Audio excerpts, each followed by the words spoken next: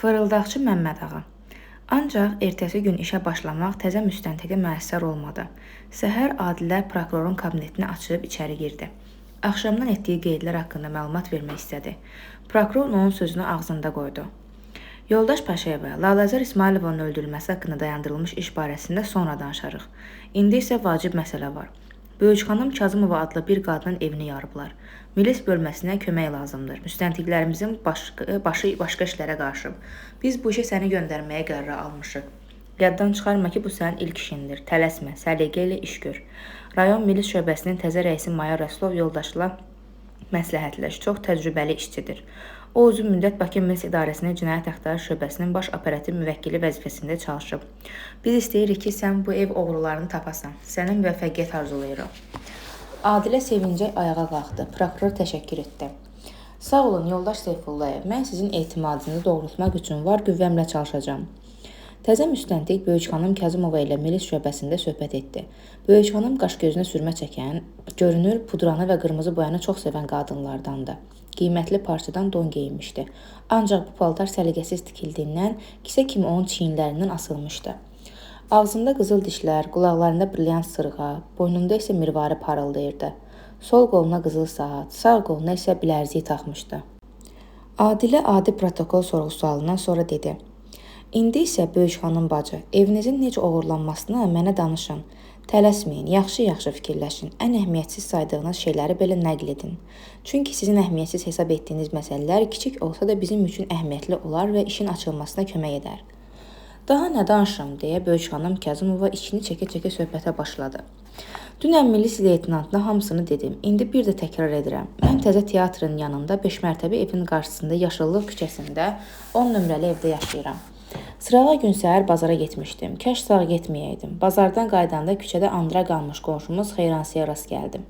Yaman dilotu yemiş arvaddır. Laqqırtı vurmağı çox sevir. Kimi girvəsinə keçir, əldən buraxmır. Sinəsinə boşaltmayınca əl çəkmir.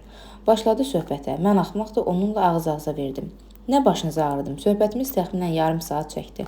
Biz təzə evdə 4-cü mərtəbədə oluruq. Evə gəlib pilləkənlərlə yuxarı qalxdım. 2-ci mərtəbəyə çatanda gördüm ki, yuxarıdan bir nəfər aşağı düşür. Nəysə şübhələndim, ona diqqətlə baxdım. Əllərində heç bir şey yox idi. Orta boylu qarabəniz bir kişi idi. Sağ biləyində doğma anamı unutmaram sözləri nakolka elətdirmişdi.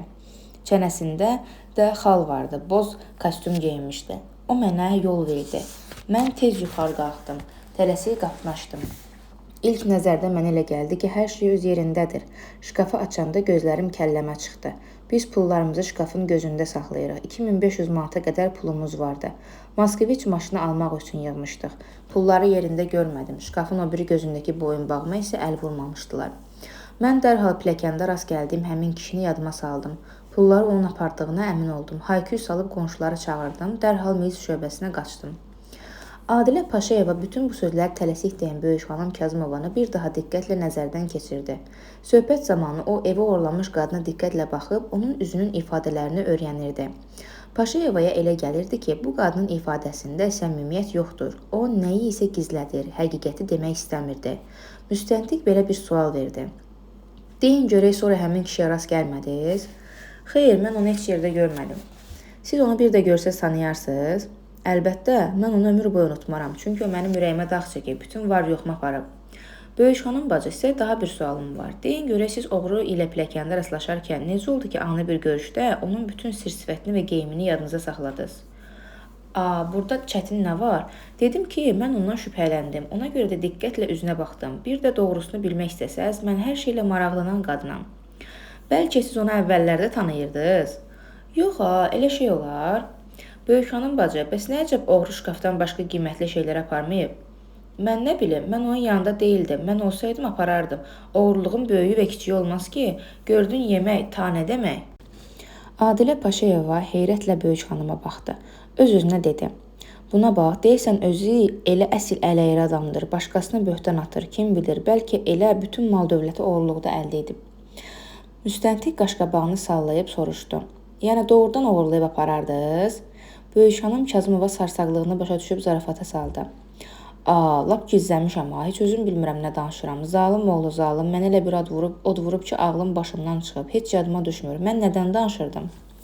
Siz dediniz ki, əgər oğlunun yerində olsaydınız, bütün bu şeyləri evdə qoymazdınız, oğurlayıb aparardınız. Yox ha, belə şey olar, yəqin zarafat eləmişəm deyə böyük xanım Kazımov başını aşağı salıb daha səsini çıxarmadı. Araya çökmüş sükutu müstəntiq pozdu. Pulların aparılmasından ərinizin xəbəri var? Xeyr, mən ona heç nə deməmişəm. Bilsə məni tikə-tikə doğrayar. Xahiş edirəm, mənə kömək edin. Oğrunu tapın, qoy pulları qaytarsın. Böyük xanım Kazımovanın bu cavabı da müstəntiqi təəccübləndirdi. O qadını bir daha diqqətlə nəzərdən keçirib soruşdu.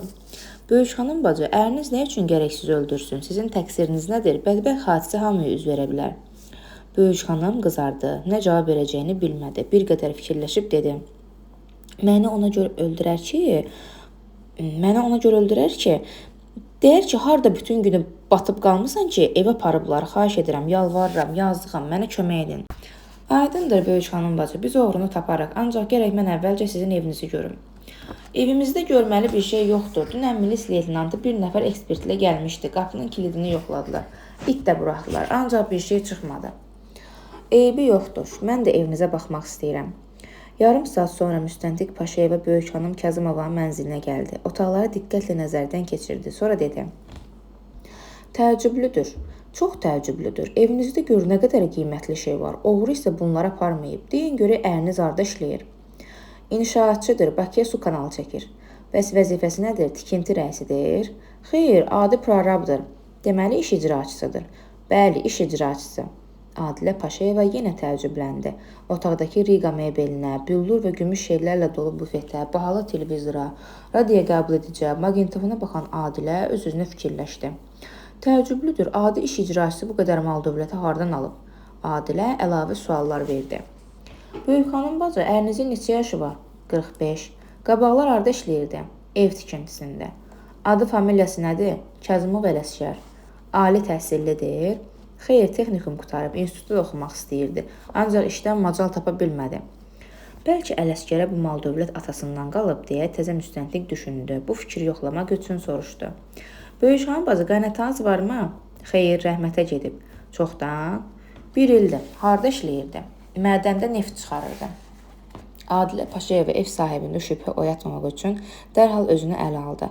Böyük xanım Kazımovanın sualına sakitcə cavab verdi. Deyirəm ki, evinizin oğurlanması məsələsi təəccüblüdür. Oğrular bu qədər qiymətli şeylərə əl vurmayıblar. Yəqin onlar kimdənsə qorxublar. Ona görə də çıxıb gediblər. Ola bilər. Adilə Paşayeva ayağa qalxdı. Ev sahibi ilə vidalaşıb qapıya tərəf addımladı. Qapının dəstəyini tutanda sanki neysə yadına salıb geri döndü. Qəflətən soruşdu. Böyük xanım bacı, bayaqdan fikirləşirəm. Deyirəm, bəlkə heç eviniz oğurlanmayıb. Elə siz yalanını ərizə yazmısınız. Böyük xanım Kazımova bir anlığa özünü itirdi. Qulaqlarına qədər qızardı.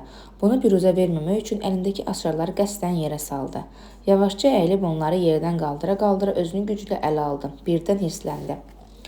Siz nə danışırsınız? Belə şey olar. Nə üçün yalanını ərizə yazmalıyam? Özümə düşmənəm. Nə bilim. Xeyr bacı, mən düz deyirəm. Evimizə oğru gəlib, pullarımızı aparıb, xahiş edirəm tapasız. Bir də mən düşünürəm ki, siz buraya nə üçün gəlmisiniz? Kömək eləməyə, yaxud bizi yalançı yerinə qoyub təhqir etməyə. Bəlkə oğru sizin tanışınızdır, onu gizlətmək istəyirsiniz. Belə olsa mən prokurora şikayət edəcəm. O sizin öz işinizdir, böyük xanım bacı. Ancaq nahaq yerə əsəbləşməyin. Mən müstəntiqəm. Hər şeyi dərindən yoxlayıb öyrənməliyəm. Ona görə də belə sual verirəm. Oğrular haqqında isə arxayın ola bilərsiniz. Onları mütləq tapacağıq. Bax, bu başqa məsələ. Onda xəcalətinizdən çıxarıq. Ağıllı danışın, böyük xanım bacı. Bu mənim vəzifəmdir. İşimə görə mən hökumətdən maaş alıram. Belə şeylər danışmaq ayıbdır. Xəcalət çəkin. Mən nə dedim ki? Yaxşı, sağ olun. Xoş getdiniz. Adilə böyük xanım gildən çıxıb birbaşa rayon milis şöbəsinə gəldi. Şöbə rəisi yenicə milis mayoru rütbəsi almış Rəsulov. Prokuror Seyfullayevdən fərqli olaraq Adilə Paşayevanı hörmətlə təcrübəli bir müstəntiq kimi qəbul etdi. Xoşbeşdən sonra işin gedişi ilə maraqlandı. Yoldaş Paşayeva, deyin görə ilk cinayət işi ürəyinizə yatırmı? Pis deyil, adi işdir. Böyük xanım Kazımovanın mənzilini gördünüz? Gördüm, çox zəngin yaşayırlar. Bəs bu oğurluq haqqında nə deyə bilərsiniz? Yoldaş mayor, mən rəyimi deməzdən əvvəl bu barədə şəxsən sizin fikrinizi bilmək istəyərdim. Mən öz fikrimi məmnuniyyətlə deyərəm. Şəxsən mən böyük xanımın evini görməmişəm. Onun özü ilə də söhbət etməmişəm. Başım başqa işlərə qarışıqdır. Ancaq sahə müvəkkilinin verdiyi məlumatdan belə bir nəticəyə gəlmişəm ki, burada nə isə bir sir var. Özünüz təsəvvür edin. Oğru böyük xanım gilə gələrkən evdə heç kim olmayıb. Deməli evdəki şeyləri aparmaq üçün gözəl şərait varmış. Buna baxmayaraq oğru qiymətli şeylərə, o cümlədən qızıl saata, sırğaya, bilərziyə əl vurmayıb. Çox təəccüblüdür. Belə də oğru olar. Mən bugün sahə müvəkkilini də anlamışam. Boy fikirləşdim. Böyük xanım Kazımovanın nəyəsə bir kələyi var. Bu kələyin üstünü açmaq lazımdır. Mən də elə bu fikirdəyim, yoldaş mayor. Ancaq məni bir məsələ çox düşündürür. Böyük xanımın əri Abşeron kanalı tikintisində iş icraçısıdır. Deməli ayda 80-90 manat, çoxu 100 manat maaş alır. Onları isə çox varlıdırlar. Adi iş icraçısı bu qədər mal dövləti hardan alıb? Bu ikinci məsələdir. Yoldaş Paşayeva, iş icraçısı Ələsgər Kazımovun gəlir mənbəyi ilə biz sonra maraqlana bilərik.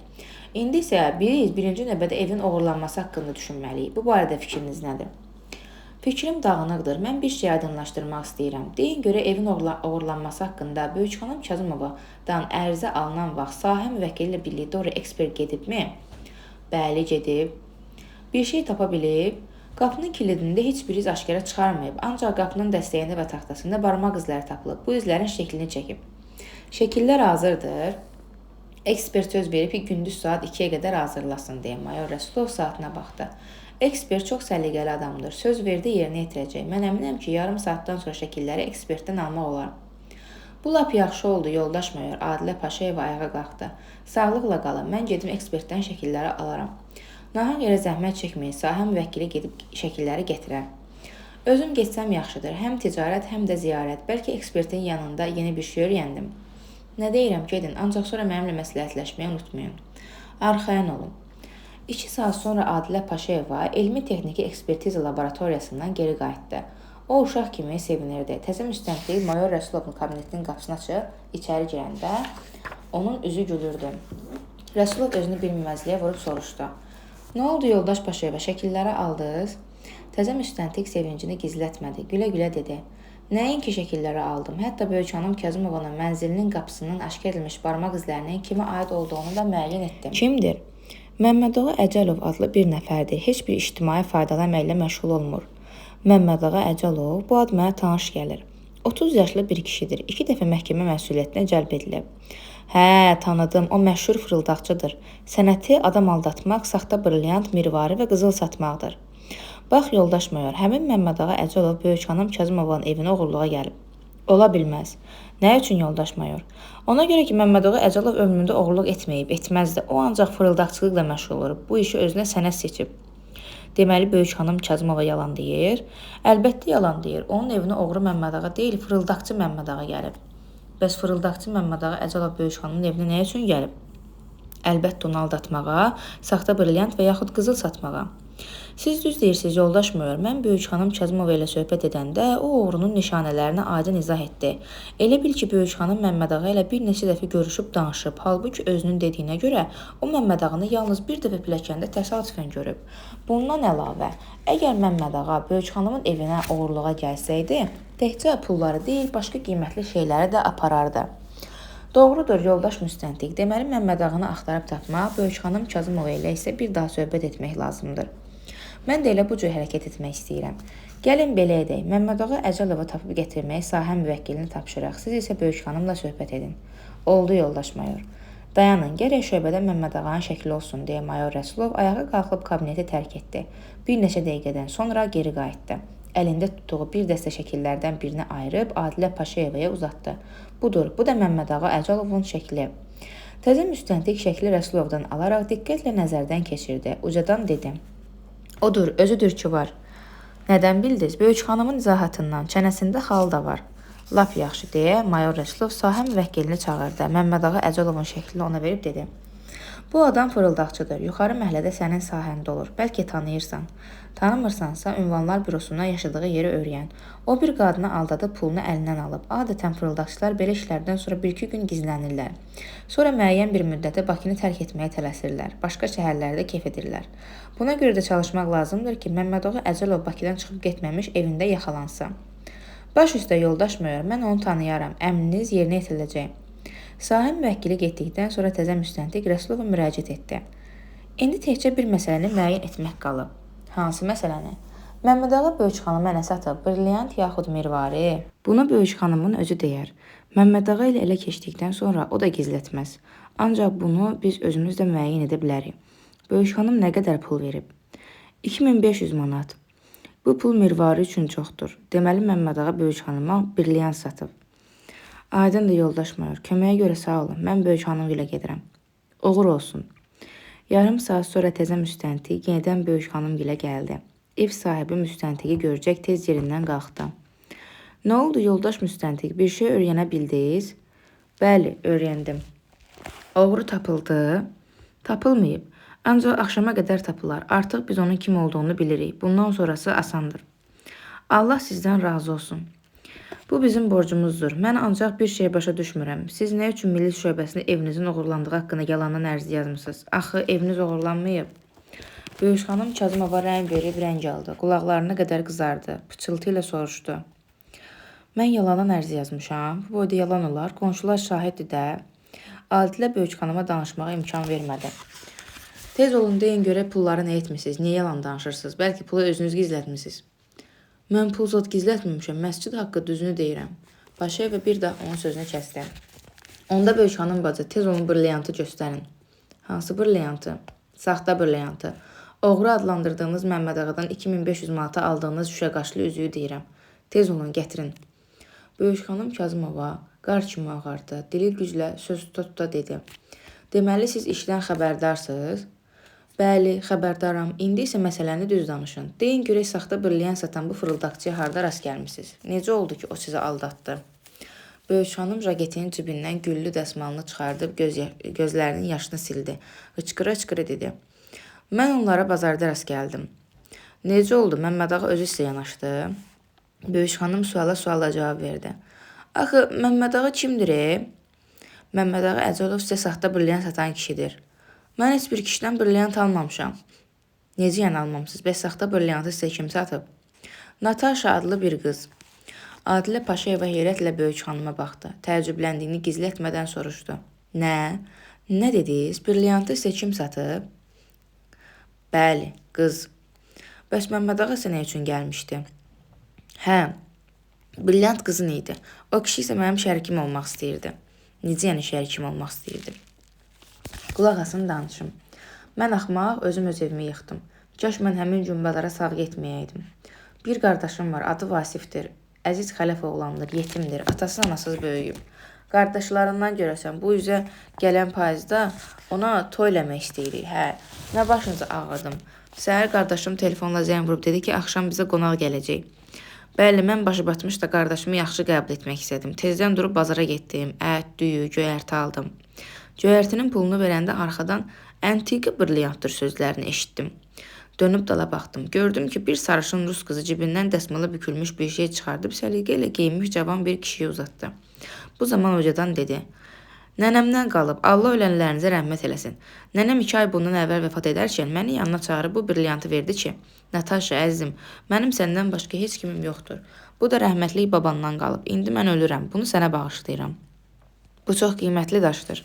İndi belə brilyant tapmaq olmaz. Onu bərk saxla, dar gündə sənə lazım olar.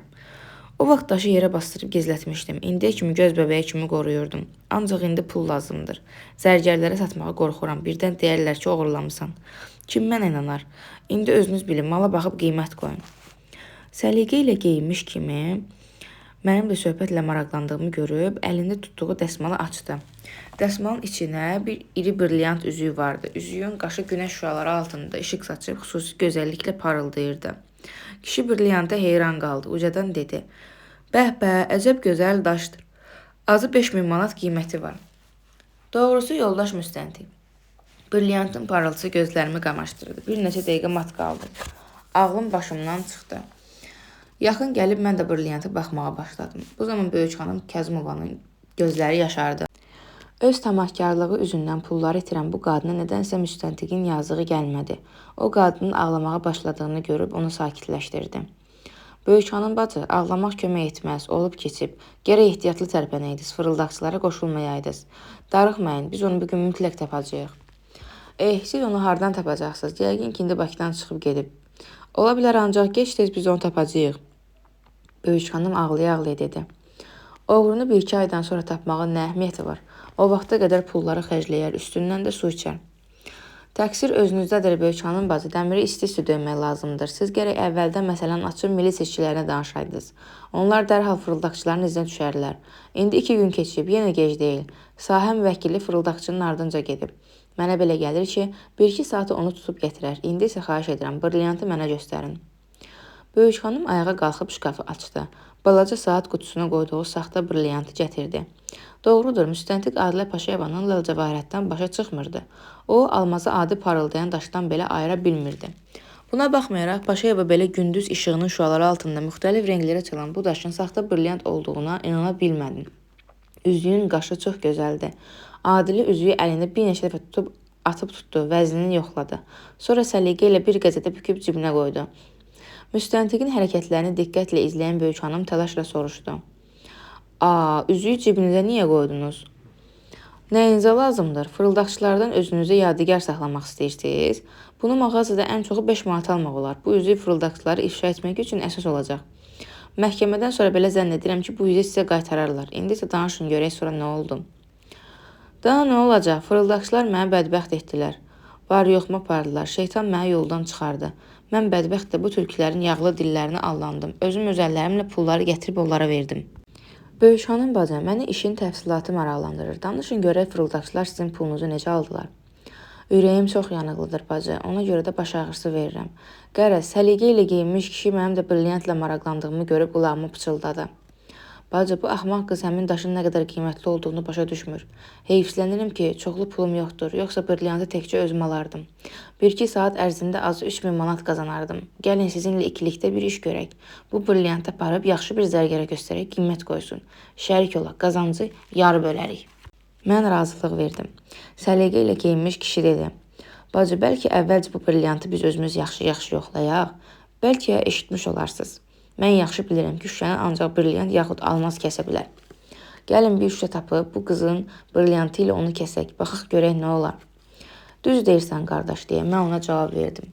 Bu yaxınlarda evdə pəncərələrimizə şüşə salırdılar. Usta bütün şüşələrimizi almazla kəsdi. O dedi ki, mənim almazım şəhərdə ən yaxşısıdır. Usta düz deyib, gəlin yoxlayaq, bəlkə bu qız bizi aldadır, deyə kişi ətrafına göz gəzdirdi. Divarın dibindən bir şüşə parçası tapıb gətirdi. Nataşadan brilyantı alıb yerə əyildi. Pencəyin altındakı şüşənin üstünə çəkdi.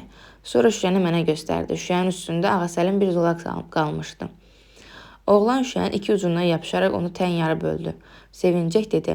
Hə bacı, mən əminəm ki, bu xalis brilyantdır. Gəlin indi qızla məzənnələşək. Şüşə məsələsini görən qız acıqlandı. Bu nədir? Mənə inanmırsınız? İndi ki belədir, qaytarın mənim üzüyümü. Aparıb hökumət mağazasında sataram. Ay qız, daha niyə acıqlanırsan? Biz pul veririk, zarafat deyil. Özü də alın təri ilə qazandığımız halal pul. Oyuncaq zad almırıq ki. Biz bu üzüyün qiymətli olduğunu bilməyincə sənə pul verə bilmərik. Gedək zərgənin yanına, daşa baxıb qiymət qoysun, sonra haqq hesab çəkərik. Nataşa adlanan qız cavabında dedi. Etiraz etmirəm, mənim üçün fərqi yoxdur. Keyfiniz necə istəyirsə elə dedin, aparın ən yaxşı zərgərə göstərin. Bazardan çıxdı. Yolda bir dəfə də olsun tək səbir gəlmədi ki, ayaq saxlayıb. Küçədə səliqə ilə geyinmiş kişi məndən soruşdu. Bacı, sizin tanışlarınızdan zərgər varmı? Yoxdur, deyə cavab verdim. Əmi, nə çox fikirləşirsiniz? Gəlin zərgər palına gedək. İstədiyiniz zərgərə göstərin, deyə qız təklif etdi. Kişi belə cavab verdi. Bacı, bu yaxınlarda mənim bir mühəndis dostum evləndəndə adaqlısına brilyant üzüyü zərgər Ağaverdiyə sifariş vermişdi. Mən o kişinin evini tanıyıram. Üzüyü sifariş verəndə mən də ora gedmişdim. Gəlin əvvəlcə onun yanına gedəyim. Mən razılıq verdim. Biz taksiyə minib Qasım İsmailov küçəsinə gəldik. 2 mərtəbəli binaya çatdıq. Binanın altında böyük zərgər dükanı var idi. Dükanı 10-15 metr qalmış taksidən düşdü. Kişi dedi. Bacı, sizi 5 dəqiqəliyə narat etmək olarmı? Bu qızdan gizli sizə 2 kəlmə sözüm var. Niyə olmur? Buyurun dedim. Biz Nataşadan biraz aralandıq. Kişi pıçıltı ilə danışmağa başladı. Bacı, zərgərin yanına getməyə mən etiraz etmirəm. Ancaq qorxuram ki, bu qiymətli lal əlimizdən çıxsın. Zərgər dükanda o qədər az qurdu var ki, gəl görəsən. Bu brilyant onların əlinə keçsə göydə qapacaqlar. İşimiz körlanacaq. Mənim belə şeylərdən başım yaxşı çıxır. Gəlin əvvəlcə bir qiymətli öyrənək, görək neçə deyir. Mən yaxşı bilirəm ki, bu brilyantı azı 5000 manata satmaq olar. Biz bunu qızdan 3000 manata ala bilsək yaxşı olar. Mənim 500 manatım var. 2500 manat da siz verərsiniz. Axşam satarıq. Bir neçə saat ərzində 2000 manat qazanarıq. Bu zaman Nataşa bizə yanaşdı. Narazı tərzdə dedi. Söhbətiniz nə uzun çəkdi? Almayacaqsınız da daşı qaytarın, çıxım gedin. Başıma çarə qılın. Kişi ona acıqlandı. Nə köm hövsələ qızsan, sənin üzüyün bir o qədər tərifə layiq deyil, adı brilyantdır. De görək bu üzüyə nə qədər istəyirsən? 4000 manat. Sənin başın xarab olub, nədir? 4000 manatı da üzük olar, əməlli başlı qiymət qoy, biz də alaq. Bəs siz nə qədər verərsiniz? 2000 manat. Deməzsiniz ki, aldatdım. Mən yaxşı bilirəm ki, bu daşın indi azı 6000 manat qiyməti var. Bunu mənə rəhmətli nənəmin özü deyib. Satmıram qardaş, məndən əl çəkin. Naşılığımdan istifadə edib məni aldatmaq istəyirsiniz. Qaytarın özümə gedin, müştəri tapım. Dayan, hələ tələsmə. Qoy bacı ilə məsləhətləşək. Hətəm mənə yaxınlaşdı. Biz gezə-gezə Dimitrov adına bağa gəldik. Boş bir skamya tapıb əyləşdik. Nataşa da bir kənarda dayanıb gözlədi. Hətəm mənə müraciət etdi. Bacı, gəlin mənim pulumu üstünə 2500 manat da əlavə edib bu brilyant alaq. Peşman olmazsınız. Ancaq bir şərtlə ki, biz brilyantı satandan sonra qazancın yarısı sizin, yarısı mənim. Doğrusu, mən artıq tamaqlıq eləyib dedim. Ay qardaş, bu necə olur? Pulun çoxunu mən verirəm, qazancı isə yarı bölürük. Bacı, axı düzəldən mənə. Bunun əhəmiyyəti yoxdur, deyə etiraz etdim. Pulun 5 hissəsini mən verirəm, 1 hissəsini siz. Deməli, qazanc da gərək həmin qaydada bölünsün. Biz bir neçə dəqiqə mübahisə etdik. Axırda Hətəm tamahkar olduğumu görüb razılaşdı. O Nataşanı çağırdı, biraz onunla çənə vurdu. Əl gərəz qızı brilyantı 3000-ə satmağa razı saldı. Hətəm elə buradaca çıxarıb qızın ovucuna 500 saydı. Sonra da dedi, pulun qalanını isə bacı verəcək. Daha sonra kişi brilyantı mənə uzadıb dedi, bacı, dost arası pak gərək. Qoy bu əmanət sizdə qalsın. Mən sizə inanıram. İndi gedək qızın pulunu verək. Mən axmaq da onları yanıma salıb evimizə gətirdim. Qapını açıb otağa dəvət etdim. Öz əlimlə 2500 manatı sahib qıza verdim. Qız xudafizləşib getdi. Az sonra özünü Hətəm adlandıran kişi də ayağa qalxdı. Saatına baxıb dedi, bacı, mən Baksovetdə işləyirəm. İndi vacib işim var, tələsirəm. Axşam 5-ə qədər məni gözləyin. Gələrəm, gedək zərgərin yanına, brilyantı satıb qazancı bölərim. Siz də böyük xanım bacı kişini çox gözlədiniz, o isə gəlib çıxmadı, eləmi? Deyə müstəntiq soruşdu. Bəli, düz buyurursunuz. Mən kişini axşam saat 5-ə qədər gözlədim, gəlib çıxmadı. Nədənsə mən heç bir şeydən şübhələnmirdim. Ürəyim buz kimi sakit idi. Geyinib zərgər planına tərəf qaçdım. Özümü zərgər dükanına saldım. Burada da böyük xanım bacı brilyantın saxta olduğunu aşkar etdiniz, eləmi? Deyə müstəntiq sual verdi. Bəli, elədir ki var. Müstəntiq fırıldaqçıların nişanələrini dönə-dönə soruşdu. Bütün bunlar haqqında müvaqif protokol tərtib etdi. Evdən çıxarkən dedi. Darıxmayın böyük xanım bacı, fırıldaqçıları mütləq taparıq. Siz bunu arxayın ola bilərsiniz. Böyük xanım vidalaşanda ağlaya-ağlaya dedi. Bir xahişim var, yoldaş müstəntiq. Buyurun. Təvəqqə edirəm, bu iş haqqında hələlik ərimə heç deməyin, yoxsa məni öldürər. Mən bunu sizə vəd edə bilmərəm. Nə üçün? Çünki bu işi gizlətmək olmaz. Gec-tez əriniz məsələdən xəbər tutacaq. Mən onu sabah prokurorluğa dəvət edəcəm. Onu da bilin ki, mən yalan danışmağı öyrənməmişəm. Sizə də məsləhət görmürəm. Yaxşı olar ki, elə özünüz bu axşam məsələni açıb ərinizə danışasınız. İndi sağ olun, mən gedirəm. Sahə müvəkkili leytenant Rəhimov fırıldaqçı Məmmədağı Əcəlovu evdə tapmadı. Anası Tükəzban xala milis leytenantı görəcək qorxuya düşdü. Gilə etməyə başladı. Allahu Əkbər, mənim bircə balamdan nə istəyirsiniz? 2 dəfə heç yerdən tutub qazamata salmısınız, üstünə böhtan atmısınız. Heyvancığazım 2 ay evdən itkin düşdü. Qürbətə qaldı. İndi gəlib yine əl çəkmirsiniz, belə də iş olar. Sizi görüm əlinin qəzəbinə gələsiniz. Ay Tükəzban xala, niyə qarğış edirsiniz? Mən ondan bir nəfəri xəbər alacaqdım, özü məni çağırıb. Hə, belədir də. Mən nə bilim, ürək göbəyimi yedim ki, onsuz da yazıq balam rahatlıq tapa bilmir. Həftə ancaq 2-3 gecə evdə yatır. Bəs indi hardadır? Harda olacaq? Arvadının yanında. Məgər Məmmədağa evlidir? Yox, əşrə xala sənə qurban. Urusiyətdən bir qız gətirib, dümsarı, yetim uşaqdır, yazığı gəlib saxlayır. Bəs o qız harda olur? Ay balam, nə məni sıxma boğmaya salıbsınız, neyinizə gərəkdir? Ay xala, dedim ki, işim var, ondan borc almışam, qaytaracam. Nə qədər? 50 manat. Ver mənə xala sənə qurban. Xərcləyim özüm üçün, yoxsa Məmmədağa mənə xərclik vermir. Qəbz verə bilərsən?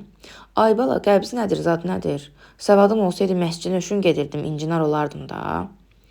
Gəlinin adı nədir? Sveta. Bəs soyadı? Nə bilim, yadımda qalmır, Dovşan adıdır. Zaytseva, hə, deyəsən elədir. Bəs harda olur? Nə bilim, yeri yurdu var bəgəm, gündə bir ev tuturlar. Yaxşı Tükəzban xala, sağlıqla qal, deyə leytenant Rəhimov Məmmədağa Əcəlovun evini tərk etdi. Qonşuluqda yaşayan pensiyaçı Əbdürrəhim Sadıqovun qapısını döydü. Boş vaxtını qəzet və jurnal oxumaqla keçirən Əbdürrəhim dayı milis leytenantının köhnə dost, əziz qonaq kimi qəbul etdi. Xoş gəlmişsən leytenant, nə var nə yox, işləriniz necədir? İşimiz pis getmir Əbdürrəhim dayı, cinayətlərin sayı azalıb. Tək olsun, kefin necədir? Pis deyil, ancaq biraz sizin məhəllədən nigaranım. Hə, bildim. Məmməd ağanı deyirsən. 2 aydır itmişdi. Deyilənlərə görə Rigaya getmişdi. Zalım oğlu zəl olub keçib xalqın boğazına. Nə utanmaq bilir, nə qızarmaq, nə böyük sayır, nə kiçik. Gündə də sərxoş. Bilmirəm pulu hardan alır. Hardan alacaq? Dələduzluqdan. Deyirlər evlənib.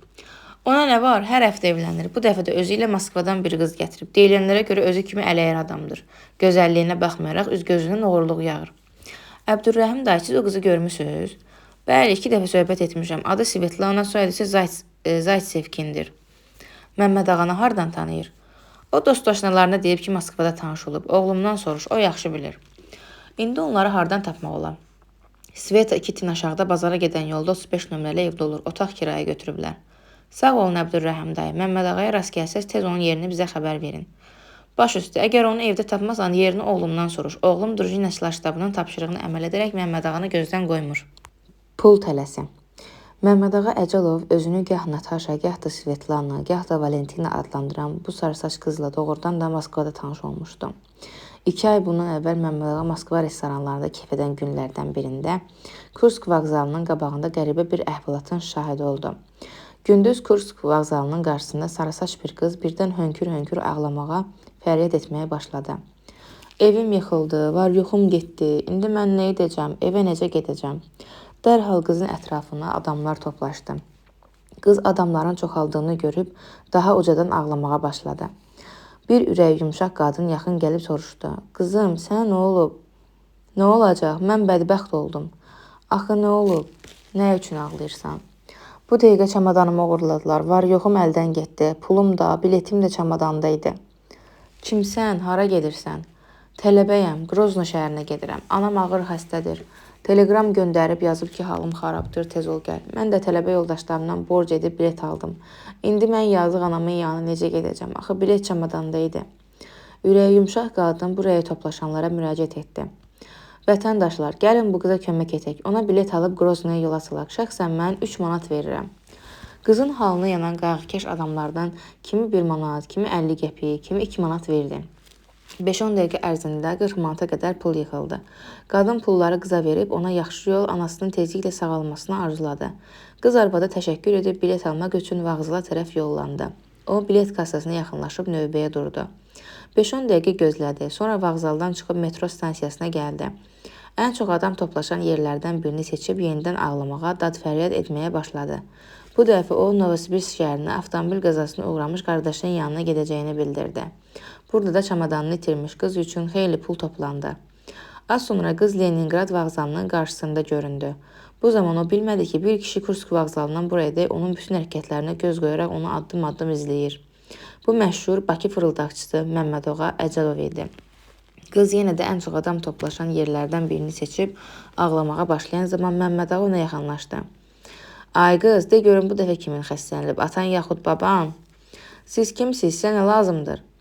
Mən milis zabitiyəm, səninlə çox maraqlanıram. De görüm neçə çamadanım var? Yaxşı yadımdadır ki, çamadanlardan birini Kursk vağzalında, ikincisi Kazan vağzalında oğurlatdım. Bəs indi neyini oğurladacaqsan? Çantanı yaxud yorğan döşəyini? Qızın halı dəyişdi. Rəng verib rəngi aldı. Pıçıltı ilə dedi. Ay yoldaş, siz nə demək istəyirsiniz? Mən işlə başa düşmürəm. İndi səni milis şöbəsinə apararam, onda başa düşərsən. Ax, siz məndən nə istəyirsiniz? Mənimlə gedəcəksən. Pasportun yanındadırmı? Bəli, göstər görüm. Qız pasportunu çıxarıb Məmməd ağaya uzatdı. O da qızın adını və soyadını oxuyub pasportu cibinə qoydu. Əmredici tərzdə dedi. Svetlana Zaytsevkina, ardımca gəl. Qızın gözləri yaşardı. O yalvararaq dedi. Yoldaş zabit, mənə yazdığınız gəlsin. Cavanam, bir də belə qələtlər eləmərəm. Alın bu yığdığım pulları da verirəm sizə. Məni buraxın, çıxım gedim. Nə? Sən milis zabitinə rüşvət təklif edirsən? Deməli, səni 2 maddə ilə məsuliyyətə cəlb etmək olacaq. Birinci fırıldaqçılıq. Bu maddə ilə 2 il həbs cəzası almaq olar. İkincisi isə vəzifəli şəxsə rüşvət vermək. Bu maddə isə 5 il həbs cəzası nəzərdə tutur. Düşün qabağıma. Məmməd ağa Svetlana Zaytsevkinanı taksiyə mindirib, Gorki küçəsindəki Bakı restoranına gətirdi. Bir küncdə əyləşdirib dedi. Ay axmaq, adam da bu cür iş tutar, 30-40 manat üçün cavan canını niyə bədbəxt edirsən? 30 manatdan nə olar? Adam qaz vurar, qazan doldurar. Elə iş gör ki, bir dəfəlik dövlətlənəsən. Qulaqlarına inanmayan qız təəccüblə soruşdu. Deməli, siz məni tutmayacaqsınız, yoldaş zabit. Ay qız, zabit nə deyir, zad nə deyir? Mən də sənə kimi fırıldaqçıyam. Ancaq mən iş görüb birdən-birə 10.000 manat qopardıram. Sən isə acından ölməmək üçün sədəqə yığırsan. Gəl əlbir olub iş görək, yaxşı qazanıb kef edək. Moskvanın 50 kilometrliyindəki Mojaysk şəhərində anadan olan Svetlana Zaysevkin uşaq yaşlarının oğlanlarla cibgirlərə qoşulub yoldan çıxmış, bir neçə dəfə oğurluq etmiş və son zamanlar Moskvada fırıldaqçılığa başlamışdı. Məmmədağa ilə görüş günündən başlayaraq pulovçu Svetlana Bakı fırıldaqçısı Məmmədağa Əsəlovun həm məşuqəsi, həm də yaxın köməkçisi oldu. Onlar Moskvada zərgər mağazasından çoxlu süni daşqaş aldılar. Dərhal işə başladılar. Liqada və Xarkovda 3 saxta brilliant satdıqdan sonra Bakıya gəlib çıxdılar. Elə ilk dəfə bazara çıxan kimi yaxşı ov vurdular. Sadırlıq və tamakar böyük xanım Kazmovanı tovlayıb 2500 manatını ələ keçirdilər. Fırıldaqçının izi ilə Leytenant Rəhimov Əbdürrəhim dayının nişan verdiyi evə tələsik gəldi. Ev sahibi bildirdi ki, Məmmədağa ilə Svetlana bir saat bundan əvvəl taksiyə minib vağzala getdilər. Dedilər ki, Moskvaya səfərimiz var. Rəhimov dərhal saatına baxdı. Axşam saat 5-ə 10 dəqiqə qalmışdı. Bu zaman heç bir şəhərə Bakıdan qatar yolu düşmürdü. Moskva qatarı isə axşam gelirdi. Rəhimov başa düşdü ki, Məmmədağa milis orqanlarını yayındırmaq üçün öz sahibinə yalan satıb. Bəs onlar haraya qaçmışlar deyə Rəhimov öz-özünə soruşdu. Bəlkə taksi ilə Bakı rayonlarından birinə getmişlər. Yox, ola bilməz. Bəs onda nə üçün özləri ilə çamadanlarını da aparıblar? Milis leytenantı məsələni aydınlaşdırmaq üçün Əbdürrəhim dayının oğlunun yanına getdi. O, qarşıdakı radio qəbul edicilər təmir olunun emalatxanada işləyirdi. Sabir Əbdürrəhim oğlu rayonun ən fəal drujinaçılarından biri idi. O, Rəhimovu emalatxananın qarşısına görəcək bayıra çıxdı. Məmmədağanı görməmsən deyə leytenant soruşdu. Görmüşəm. Hansı tərəfə getdi? Onun tələsik getməyə məni şübhələndirdi. İstədim mən də taksi vurub onun dalınca sürdürüm. Sonra yadıma saldım ki, Məmmədağa məni yaxşı tanıyır. Görsə şübhələnər, izini azdırmağa çalışar. Ona görə də köməkçim Volodyanın dalınca göndərdim. Yaxşı oğlandır, indi harda olsa gəlib çıxar. Sabir sözünü qurtarmamış, emalatxananın qarşısında bir taksi dayandı. Taksidən cavan bir oğlan düşdü. Bu, Sabirin köməkçisi Volodya Kupenkov idi. O, milis leytenantına ədəblə salam verdi. Hə, nə oldu deyə Sabir soruşdu. Limana getdilər. Bəs sən nə üçün gecikdin? Əvvəlcə onlar taksidə biraz şəhəri gezdilər. Yəqin təqib edilib edilmədiklərini yoxlamaq istəyirdilər. Limana gəldikdən sonra isə mən özüm qəsdən ləngidim. İstədim onlara hara bilet alacaqlarını öyrənim. Nə oldu, öyrənə bildin? Əlbəttə, bilet kassasında növbədə mən Məmmədağanın arxasında durdum. O bilet satanı dedi ki, mənə Krasnovodsk şəhərinə 2 bilet ver. Mən də onlara duyuq salmamaq üçün həştərxana biletin qiymətini soruşub öyrəndim. Sonra qayıtdım. Gəmi nə vaxt gedir? Axşam saat 6-da. Sağ olun dostlar, bizə yaxşı kömək etdiniz deyə leytenant Rəhimov drujinaçılarla vidalaşdı. Yarım saat sonra Rəhimov limanda gəmiyə minmək istəyən Məmmədağanı da Svetlana'da da tutub rayon milis şöbəsinə gətirdi. Axşam təzə müstəntiq Rəsulovun kabinetində əvvəlcə Məmmədağanı dindirdi. Adilə fırıldaqçını diqqətlə nəzərdən keçirdi. Məmmədağanın üzü ölü üzü kimi sapsarı idi. O çətinliklə nəfəs alır, müstəntiqin hər hərəkətini diqqətlə izləyirdi. Davranışından görünürdü ki, Məmmədağa bərk qorxur. Təzə müstəntiqin ilk sualı bu oldu. Vətəndaş Əcəlov, deyin görə Böyük xanım Kazmovanı tanıyırsınızmı? Bu sualdan sonra Məmmədağa dərhal özünə gəldi. Qorxu hissi onun üzündən yox oldu. O, asudə nəfəs aldı. Sanki onun çiyinlərindən ağır bir yük götürüldü. Yavaş-yavaş fırıldaqçının rəngi üzünə qayıtdı. O gülə-gülə dedi. Hə, bildim, o pulpərəst sarsaq qadını deyirsiniz. Niyə tanımıram, yaxşı tanıyıram. Yeməyənin malını yeyərlər. 2500 manatı öz əllərlə gətirib bu lələşinizə verdi. Sonra da dedi, mən Məmmədağa qadan alım, bu pul artıqdır, apar bunları xərclə. Mən də aparıb xərclədim. Əvəzində də yadigar qalmaq üçün o gic qızı gecə bir parıldayan şüşə bağışladım. Moskvadan 3 manat 14 qəpiyə almışdım. Adilə Paşayev heç bir çətinlik çəkmədən bu iş 2 gün ərzində başa vurdu. Məmmədağa ilə Svetlana Zaysevkinanı Böyük xanım da üzləşdirdi. Bütün sənədləri lazımi qaydada hazırlayıb prokurora təhvil verdi. Seyfullayev işi təzəcə müstəntiqdən qəbul edərkən onu tərifləmədi. Quruca sağ olunla kifayətləndi. Ancaq köməkçisi ilə söhbət zamanı Adilə Paşayev haqqında rəyini bildirdi. Deyəsən, bu qız 5 il universitetə nahaq yerə zəhmət çəkməyib. Mənə belə gəlir ki, az sonra o yaxşı müstəntiq olacaq. Özünü bu dəfə Hətəm adlandıran, gəh Həsən ağa, gəh də Kərim ağa ləqəbi daşıyan Məmmədağa Əcəlov köməkçi Svetlana ilə birlikdə 3-cü dəfə məhkəmə məsuliyyətinə cəlb edildi. Sürücü Lətif. Bu günlər ərzində təzə müstəntiq Lənkəranlı Laləzar İsmailovanın öldürülməsi haqqında dayandırılmış işi bir dəqiqə belə unutmamışdı. Adilə fırıldaqçıların işi ilə məşğul olan zaman dönə-dönə Laləzar haqqında düşünmüşdü. Paşayeva Lənkəranlı qızın şəklini dəfələrlə gözləri önündə canlandırmış, onun ölü şəkli ilə söhbət edərək "Bacı, de görüm səni kim öldürdü?" deyə pıçıltı ilə soruşmuşdu. Cansız şəkillə söhbətin heç bir nəticə vermədiyini başa düşən Adilə Paşayeva məsləhətləşmək üçün prokurorun yanına gəldi. Seyfullayev Adilə Paşayevanın pörtmüş üzünü görüb nigaranlıqla soruşdu. "Təzə müstəntiq, nə olub? Nə üçün belə həyəcanlısan?" "Mən Lənkəranlı qız haqqında danışmaq istəyirəm." "Buyur." "Üzr istəyirəm, yoldaş prokuror. Mən uşaqlıqdan böyüklərə hörmət etməyə çalışmışam. Çox gözəl bilirəm ki, Adil Cabbarov yoldaş tək rayonumuzun deyil, Bakının ən yaxşı müstəntiqlərindən biridir. Buna görə də mən Adil yoldaşa, onun cinayətkarlarla mübarizədə ağarmış saçlarına, gözəl iş üsuluna dərin hörmət bəsləyirəm. Ancaq mənə belə gəlir ki, Adil Cabbarov yoldaş öldürülmüş Lənkəranlı qızın işində bir nöqsana yol verib. Həmin işi mən əzbərdən bilirəm. De görüm o hansı nöqsandır?" "İş burasındadır ki, yoldaş prokuror, Laləzar Bakıya pomidor satmağa gəlmişdi. Ola bilər ki, bazarda alverçilərlə mübahisə etsin, yaxud dava salsın. Mən bunu öyrənmək istəyirəm."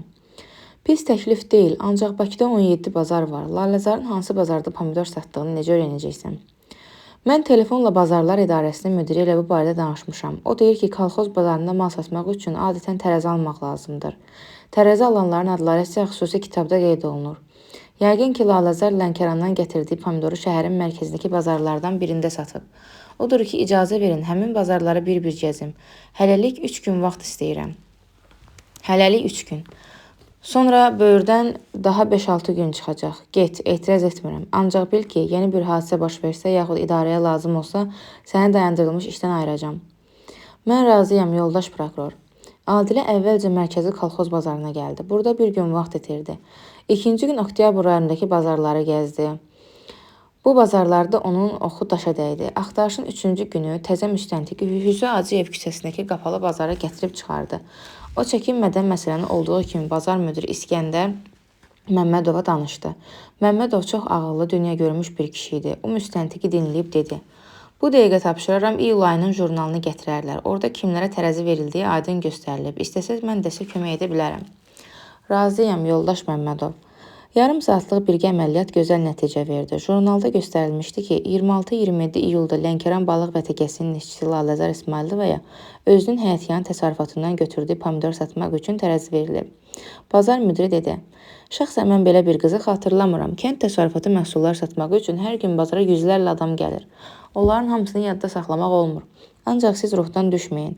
Bizim bazarda tərəziləri kolxozçulara Gülbübə xala verir. Yaxşı hafizəsi var. Əminəm ki, Gülbübə xala Laləzarı yadına salar.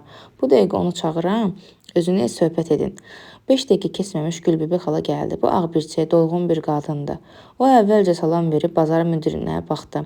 Məmmədov Gülbübə xalanı təzə müstəntiqlə tanış edib dedi.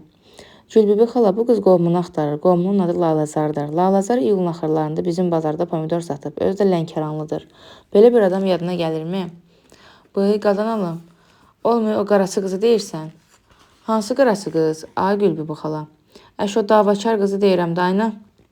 Təzə müstəntiq söhbətin uzanacağını görüb Laləzarın nişanələrini bir-bir Gülbübə xalaya sadaladı. Gülbübə xala da dərhal cavab verdi. "O da, mən də onu deyirəm, dayına, alnında çapıq da var." Müstəntiq sevincək onun dediklərini təsdiq etdi. "Düz deyirsiz Gülbübə xala, alnında çapıq da var, dırnaqlarını tıxına qoymuşdu." "Özü dişi var," deyə Gülbübə xala qaşqabağını sallayıb daha dinmədi. Bazar müdiri Gülbübənin müstəntiqdən çəkindiyini, nəyisə gizlətmək istədiyini başa düşüb ucadan dedi. "Gülbübə xala, nə oldu? Dayanma, sözünü yarımçıq qoyma, hər nə olubsa açıq danış." Gülbübə Adiləyə tərəf dönüb dedi. "Qızım, mən özüm düzün danışan adamım. Sənin qohumun yaman davakar adamdır. Fatma gəldi ilan qaç, onun yanında yalandır. Özü kimi kəmhövsələ adam bütün dünyada tapılmaz. Vay onu alan oğlanın bir də qaynanasının halına. Əmin ola bilərsiniz ki, Laləzar qaynanasının başında turp əkəcək." Adil söhbətlə maraqlandığını gizlətmədi. "Gülbübə xala, Laləzarın kəmhövsəli olduğunu nədən bilirsiniz?" "Qızım, o Lənkəranlı qız bazara gələndə boş tərəzimiz yox idi. Bir dava, bir həşir saldı ki, gəl görəsən. Ağzından çıxanı mənə dedi. Qorxumdan bilmədim ki, nə edim. Axır məcbur oldum, bir kolxozçunun tərəzisini əlindən alıb Laləzara verim ki, səsi çıxmasın." Müstəntiq soru-sualı davam etdirdi. "Laləzar bazarın hansı tərəfində pomidor satırdı? Onun yeri yadınızdadırmı?" Bu il qadan alım əlbəttə yadımdadır. Onun yerini yaddan çıxarmaq olar. Axı o qaraçı qız yer üstünə dava saldı. Yazıq Salman kişinin abrını tökdü. Salman kimdir? Buzovnalı Salman deyirəm dayına. Fağır, başaşağı kişidir. O günü Salman da Lalazarın yanında pomidor satırdı. Bilmirəm nə səbəbə görə kişi ilə dava saldı. Salmanın soyadını bilirsiniz? Yadımda deyil. Kitaba baxın, oradan taparsınız. Bazar müdiri kitabı vərəqləməyə başladı. Az sonra Məmmədovun gür səsi araya çökmüş sükutu pozdu. Budur, tapdım. Soyadı Qədimov, atasının adı Mirvahabdır. Abşeron savxozunda işləyir. Mən onu tanıyıram. Çox təmkinli, işgüzar kişidir.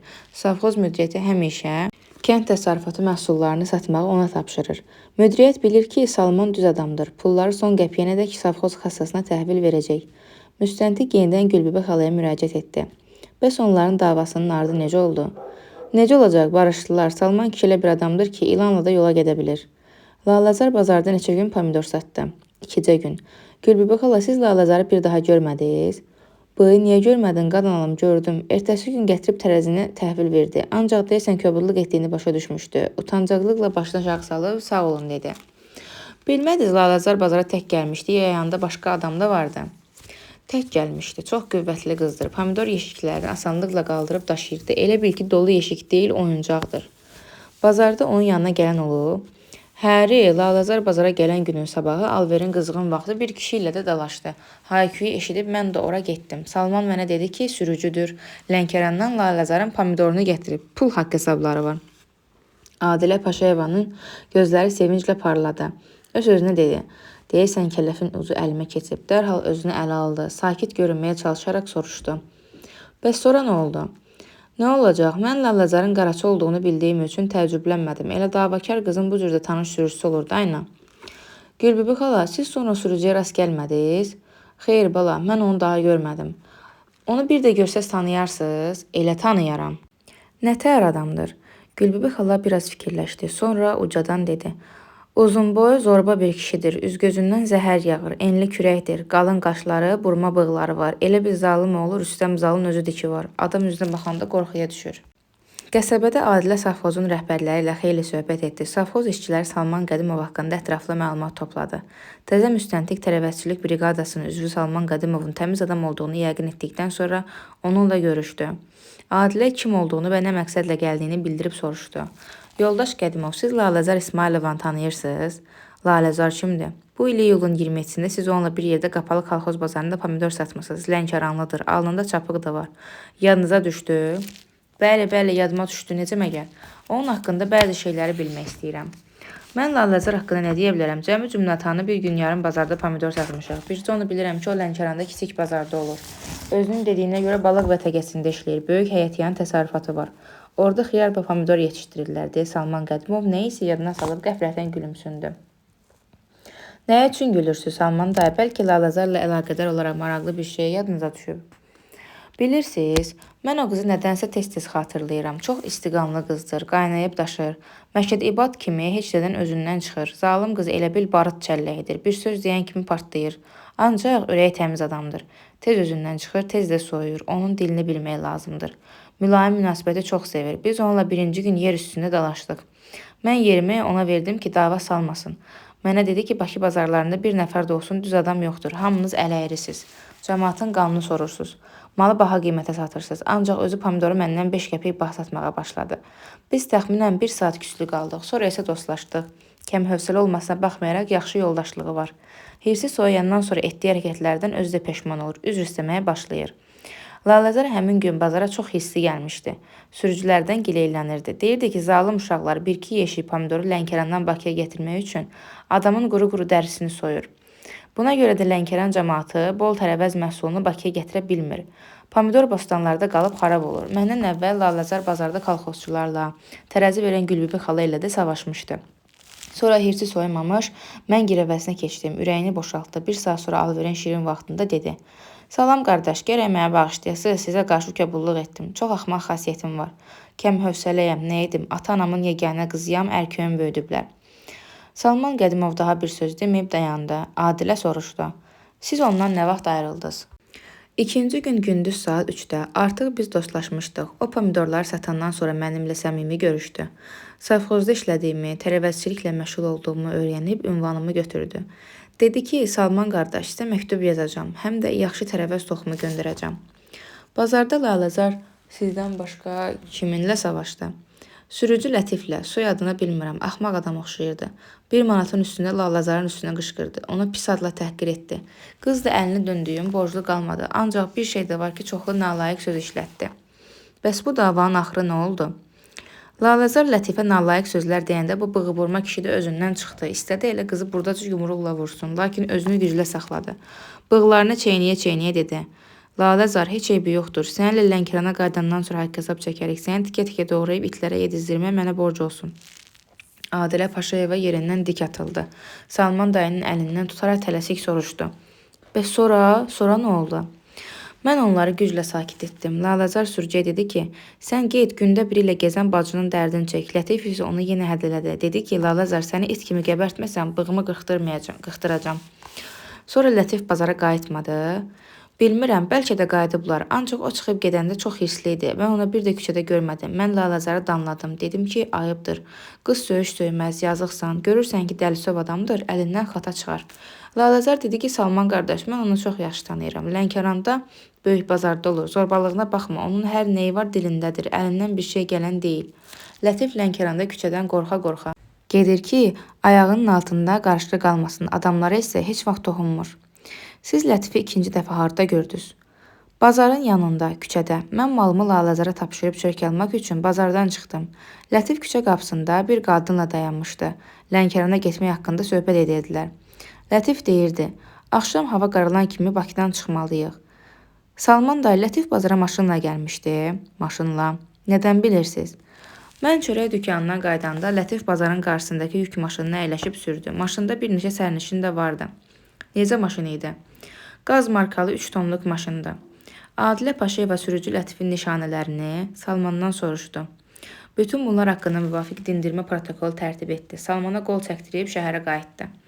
Təzə müstəntiq sevinirdi. Onun sevinməyə haqqı da vardı. Axı bir neçə günlük gərgin, əmək, yuxusuz gecələr yaxşı nəticə vermişdi. Zarafat deyil, təcrübəli müstəntiq Adil Cabbarovun öhdəsindən gələ bilmədiyi bir işi cəmi 5-6 gün müstəntiq vəzifəsində işləyən gənc Adilə Paşayeva başa çatdırmışdı. Özü də necə başa çatdırmışdı? Böyük bir cinayətin üstünü açmışdı. Axı Adilə əmin olmuşdu ki, Laləzarı sürücü Lətif öldürüb. İndi təzə müstəntiqə bircə Lənkərana getmək və Laləzarın qatilini tutmaq qalmışdı.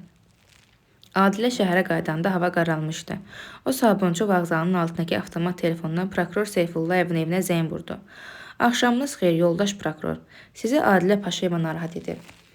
Ay qız, indiyədək hardasan? Nigaran qalmışıq. Anan da narahatdır. Neçə dəfə zəng vurub səni soruşub. Abşeron savxozuna getmişdim. Xeyrola, sənin savxozda nə işin var? Laləzarın qatilini tapmışam. Telefonda prokurorun heyrətli səsi eşidildi. Necə? Nə dedin? Qatili tapmışsan? Sən buna əminsən? Bəli, əminəm. Afərin sənə. Hardan danışırsan? Sabunçu vağzalından evinizə gəlmək istəyirəm. Əziyyət olmaz ki? Yox, ünvanınızı deyin, taksi ilə gələrəm. Nərmanov prospekti 535-ci məhəllə, 3-cü mərtəbə. Ancaq əvvəlcə ayaqüstü evimizə dəy. Ananı nigaran qoyma. 15 dəqiqə keçdikdən sonra prokurorla təzə müstəntiq pürrəngi çay süfrəsi arxasında dayandırılmış iş haqqında ətraflı söhbət etdilər. Təzə müstəntiq axtarışın gedişi, Gülbübü xala, Salman dayı, sürücü Lətif haqqında bildiklərini prokurora danışdı. Axırda dedi, mən belə bir nəticəyə gəlmişəm ki, Lətif Laləzarla savaşdıqdan sonra Lənkərana qayıtmayıb. Axı bu davadan sonra bu zorlanan Salman Qədimov çörək almağı üçün bazara çıxarkən Lətifi küçədə öz yük avtomobilin yanında görüb. Az sonra pomidorları satıb qurtaran Laləzar da bazarı tərk etmişdi. Yəqin ki, Lətiflə Laləzar bazardan kənarda görüşmüşlər. Mən Laləzarın Lətif tərəfindən öldürüldüyünə əminəm. Unutmayın ki, Laləzar Lətifi təhqir edib deyib, sən get gündə biri ilə gəzən bacının dərdini çək. Lətif isə qızı hədələyib. Laləzar, heç eybi yoxdur, səninlə Lənkərana qaydandan sonra haqq hesab çəkərik. Səni tikə-tikə doğrayıb itlərə yedizdirmək mənə borc olsun. Deməli, Lətif qatildir. Onu mütləq həbsə almaq lazımdır. Gəlin bu günün işini sabaha qoymaya. Bakı Astara qatarı gecə yarısı yola düşür. İcazə verin elə bu gecə Lənkərana gedim. Ay qız, işin öhdəsindən tək gələ bilərsən, bəlkə sənə bir nəfər köməkçi də qoşaq. Köməkçi nəyə lazımdır? Yoldaş prokuror, köməkçi lazım olsa, əminəm ki, Lənkəran prokurorluğunun işçiləri yoldaşlıq yardımını məndən əsirgəməzlər. Yaxşı, qoy sən deyən olsun, deyə İlham Seyfullayev təzə müstəntiqə bir sıra faydalı məsləhətlər verdi. O, yola hazırlaşmaq üçün Adilə Paşayevanı evlərinə göndərdi. Özü isə lazımi sənədləri hazırlamaq üçün idarəyə getdi. Prokuror Seyfullayev bunlarla kifayətlənmədi. O, telefonla Lənkəran rayonunun prokuroruna zəng vurdu. Məsələni ətraflı danışdı. Axırda dedi: "Yoldaş prokuror, xahiş edirəm, Adilə Paşayevaya yaxından kömək edəsiniz. O hələ gəncdir, lazımi təcrübəsi yoxdur." 2 gün keçdi. 3-cü gün səhər Adilə Paşayeva qatarla Bakıya qayıtdı. Təzə müstəntiq çox yorğun və qəmgindi. Görünür, onun oxu daşa dəymişdi. Adilə qatardan düşəndən sonra paltarlarını dəyişmək üçün evə getməyi belə lazım bilmədi. Birbaşa rayon prokurorluğuna gəldi. İlham Seyfullayev onun yorğun üzünü, yuxusuzluqdan qızarmış gözlərini görcək soruşdu. "Ay qız, sənə nə olub? Qaşqabağını niyə sallamısan?" "Yorğunam yoldaş prokuror." "Lətif nə oldu, tutdun?" "Xeyr, nə olub, qaçıb?" "Xeyr, qaçmayıb, Lənkərandadır, tikinti kontorunda işləyir." "Bəs niyə tutmadın? Axı onun həbsə alınması üçün sanksiya vermişəm." "Lətifin bu işdə heç bir təqsiri yoxdur." "Necə yəni yoxdur?" Lətif iyulun 27-sində axşam çağı Lənkərana qayıdıb. Laləzar isə ondan sonra daha 2 gün Bakıda olub. İyulun 27-sində axşamadək kolxoz bazarında pomidor satıb. İyulun 28-də isə 3 nəfər Lənkəranlı Laləzarı Zevin küçəsindəki zərgər mağazasında görmüşlər. Şahidlərin ifadəsi də var. "Lətifi dindirdin?" "Bəli, biz onunla ətraflı söhbət etdik." "Nə deyir?" "Deyir ki, Laləzarın yolunu səbirsizliklə gözləyirdim. Məqsədim onu möhkəmcə əzişdirmək idi." Bəlkə Lətif onu Bakıdakı xuliqan dostları vasitəsilə öldürtdürüb. Axı Lətif Laləzarı hədələyib. Burası doğrudan da belədir. Lətifin xarici görünüşü adama pis təsir bağışlayır. Ancaq o düz adamdır. Lətifin yeganə nöqsanı xaltur etməsidir. Qarajın müdiriyyəti ona yaxşı xasiyyətnamə verib. Maraqlı burasıdır ki, indiyədək Lətif bir dəfə də olsun Lənkəranda xuliqanlıq etməyib. Bir dəfə də olsun milis idarəsində olmayıb. O yalnız 2 dəfə xaltur edib. İndi isə buna son qoyub. Mən əmin oldum ki, Lətifin heç bir təqsiri yoxdur.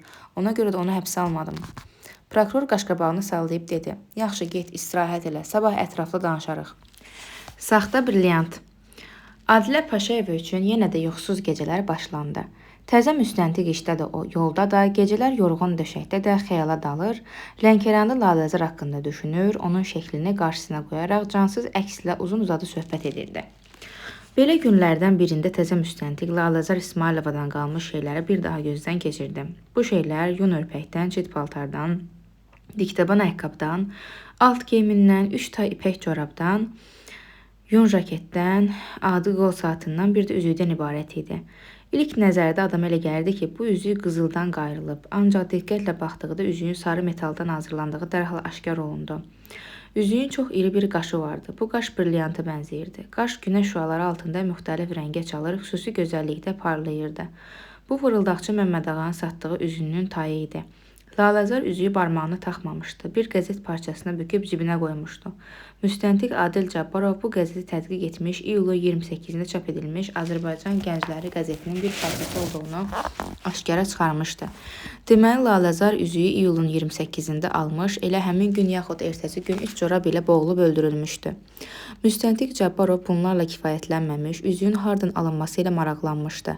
O, Zevin və Nizami küçələrindəki zərgər mağazalarında olmuş, Laləzarın bu mağazalara gəlib gəlməməsini də öyrənmişdi. Bu mağazalarda heç kim Laləzarı xatırlamırdı. Satışda isə belə üzüyü yox idi. Müstəntiq Bakı Sənaye Ticarəti İdarəsinin mağazalarında da olmuş və bunlarda da indiyədək belə üzüklərin satılmadığını aşkar etmişdi. Beləliklə, müstəntiq Adil Cabbarov Laləzar bu üzüyü hardan alıb sualını cavabsız buraxmışdı. Laləzar deyə təzə müstəntiq yenə şəkillə söhbət etməyə başladı. Bəlkə sən elə Məmmədağanın özü öldürüb, hə? Danışmırsan, yazıq qız, dilə gəl. Axı mən istəmirəm ki, sənin cavan canının qanı yerdə qalsın. Mən sənin əvəzinə intiqam almaq istəyirəm. Ancaq kimdən? Məmmədağadanmı? Bəlkə qatil elə doğrudan da bu fırıldaqçı kişidir. Dayan, Adilə, dayan. Təəccüblüdür, çox təəccüblüdür, deyə Paşayev öz-özündən soruşdu. Məmmədağanın ilk istintaqı yadındadırmı? Nə üçün ona Məmmədağa qorxurdu? Nə üçün onun rəngi meyit kimi ağarmışdı? Nə üçün bir fırıldaqçı kişi özünü ələ ala bilmir? Onun əlləri titrəyirdi. Sonra isə dərhal özünə gəldi, hətta gülməyə də başladı. Nə üçün? Nə üçün? Dayan, bu nə vaxt oldu? Hə, xatırlayıram. Mən onun meyit kimi ağarmış üzünə baxıb belə bir sual verdim. Böyük xanım Kazımovanı tanıyırsanmı? O məhz bu sualdan sonra özünə gəldi, rahatlıqla nəfəs aldı. Deməli, Məmmədağa tutulan zaman qorxuya düşmüşdü. O niyə qorxurdu? Yəqin o törətdiyi başqa bir cinayət işinin üstünün açılacağından qorxur, tir-tir əsirdi. Bu hansı cinayətdir deyə Adilə yenə şəklə müraciət etdi. Sənə Laləzar saxta brilyant satıb, sonra boğub öldürməsi. Eləmi? Dillən, nə üçün danışmırsan? Onda Lalazar, mən sən yerinə cavab verərəm. Bəli, belədir. Bu saxta brilliantı sənə Məmməd ağa Əcəlov satıb.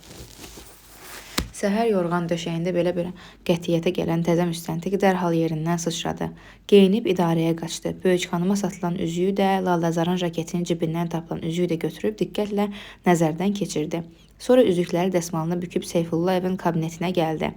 Salam verib üzükləri stolun üstünə qoydu. Ucadan dedi: Yoldaş prokuror, xahiş edirəm, bu üzüklərə baxın. Nə demək istəyirsən? Bu üzüklər bir-birinə bənzəyirmi? Bəli, bənzəyir. Elə bil bir almanı tən yarı bölmüsən. Mən də elə bunu demək istəyirdim. İş burasındadır ki, bu üzüklərin birini fırıldaqçı Məmməd ağa Böyük xanım Kazımovaya satıb. İkincisi isə, dayanma təzə müstəntiqdə görə ikinci üzük kimindir? İkinci üzük Lənkəranlı Lalazar İsmailovanın cibindən tapılıb. Deməli, sən demək istəyirsən ki, Məmməd ağa Böyük xanım kimi Lalazarı da aldadıb, eləmi? Bəli, yoldaş prokuror, elədir. Məmməd ağa nəinki Lalazara saxta üzük satıb, hətta onu öldürüb də. Dayan, kəm hövsələ olma. Tutalım ki, sən deyənlər düzdür. Mən inanıram ki, Lalazara üzüyü Məmməd ağa satıb. Bunu sübut etmək də olar. Bəs sən başqa şey, Məmməd ağanın Lalazarı öldürməsini necə sübut edəcəksən? Bu ancaq sənin mülahizəndir. Sən ehtimal edirsən ki, Lalazarı Məmməd ağa öldürə bilər. Məmməd ağa da deyir ki, yalan deyirsiniz. Mən onu öldürməmişəm. Təzə müstəntiq, sən yaxşı bilirsən ki, cinayətkarın müqəssir olub-olmaması ancaq məhkəmə müəyyən edə bilər. Əldə bir əsas olmasa, heç bir məhkəmə sənin ehtimalın üzrə Məmməd ağa iş kəsməz. Sənin bu ehtimalın sabun qovuğuna oxşuyur. Hava dəyən kimi partlayıb məhv olar. Yadınıza gəlirmi, yoldaş prokuror? Mən sizə demişdim ki, Məmməd ağa ilk istintaq zamanı bərk qorxurdu, əlləri əsirdi. Papirosu güclə əlində tuturdu. O yalnız söhbətin Böyük xanım haqqında getdiyini öyrəndikdən sonra özünə gəldi. Yaxşı, başa düşürəm ki, o zaman mən böyük bir səhvə yol vermişəm. Gərək mən Böyük xanım Kazımov haqqında söhbəti dərhal açmayaydım. Məmməd ağanın nədən qorxduğunu aşkar etməyə çalışaydım. Ancaq nə edim? O zaman mənim ağlıma belə gəlmirdi ki, fırıldaqçı kişinin Lalazarla əlaqəsi ola bilər. İndi isə üzüklər bunu sübut edir. Mən sənin mülahizələrinlə şərikəm, yoldaş müstəntiq. Əgər siz Məmməd ağanın qatil olduğunu əminsinizsə, bunu sübut etməyə çalış. Əsaslı dəlillər axtar tap. Baş üstə, çalışaram.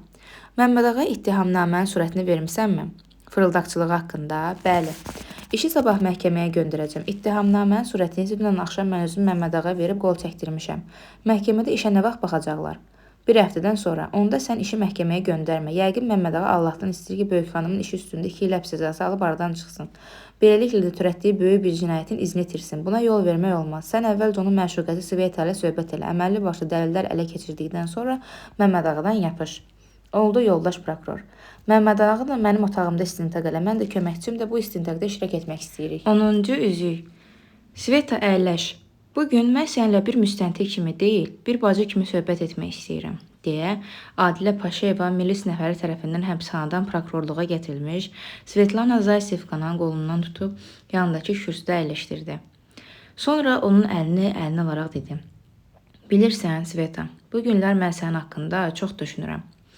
Anlamıram, necə olub ki, sənin kimi cavan, gözəl, həbsxana kitabxanaçısının dediyi kimi ədəbiyyatı çox sevən bir qız cinayət yoluna düşüb. Sən Məmməd ağaya harda və necə rast gəlmirsən? Bütün bunlar məni maraqlandırır. İstəyirəm sənə kömək edim, səni cinayət yolundan uzaqlaşdırım. Bir ətrafımıza bax, gör, həyat nə qədər gözəldir. Xalqımız varlı, firavan həyat sürür. Gənclər rəqs edir, şən mahnılar oxuyur. Daha yaxşı yaşayış qurmaq üçün biliklərə yelənirlər. Sən isə cavan ömrünü həbsxanalarda çürütmək istəyirsən. Özünə, ata-anana yazığın gəlmir. Mənim heç kimim yoxdur. Mən yetiməm, deyə Svetlana hönkür-hönkür ağlamağa başladı. Təzə müstəntiq yerindən qalxıb qrafindən bir stəkan su tökdü. Stəkanı qızı uzadıb içməsini gözlədi. Sonra onu sakit elədi. Darıxma Sveta, sənin gələcək müqəddəratın özündən asılıdır. Özünü ələ al, çətinliyə döz. Gözəl həyat, xoşbəxt gələcək uğrunda mübarizəyə qoşul. İndi isə danış, ürəyini boşalt. Ağla, dərdini yüngülləşdir. Sveta yaylığı olmadığından ləçəyinin ucu ilə üzünü sildi. Gözlərinin yaşını qurutdu. Sonra dərindən ah çəkib dedi: Çox sağ olun, vətəndaş müstəntiq. Siz çox humanist adamsınız. Mən elə düşünürdüm ki, prokurorluqda məni döyəcəklər, söyəcəklər. Siz isə mənimlə bir insan kimi rəftar edirsiniz. Mənimlə bir müstəntiq kimi deyil, həqiqi ana, bacı, müəllim kimi söhbət edirsiniz. Bayaqdan sizə baxır, öz halıma yanıram. Yaşınız 22-23 olar. Deməli, mənimlə həmyaşıdsınız. Ancaq baxın görün aramızda nə qədər fərq var. Yəqin institutu bitirmisiniz. Mən isə 7 illiyi güclə başa vurmuşam. Müstəntiq olmanıza baxmayaraq siz ürək yumuşaq, qayaqkeş adam oxşayırsınız. Mən isə paxıl, ələyir qadınam. Bütün bunlar tərbiyədən asılıdır. Doğrudur, adamın özündə də gərək qabiliyyət olsun. Ancaq tərbiyədən, xüsusilə ata-ana tərbiyəsindən çox şey asılıdır. Svetlana bir qədər dayandı. Diqqətlə dinlədiyini görüb davam etdi. Mən nə ata, nə də ana nəvazişi görmüşəm. Atam Finlandiya müharibəsinə gedəndə anadan təzə olmuşam. Qardaşım Vladikin isə o zaman 7 yaşı var idi. 2 ay sonra atam müharibədə həlak oldu. Biz yetim qaldıq. Anam əvvəlcə dərd-qüssədən içməyə başladı. Sonra arağa alışdı. Hər gün axşam evimizə şən həyat həvəskarları, araq çaxır düşkünləri gəlir, böyük məclis qurur, axırda anamın üstünə dava salırdılar.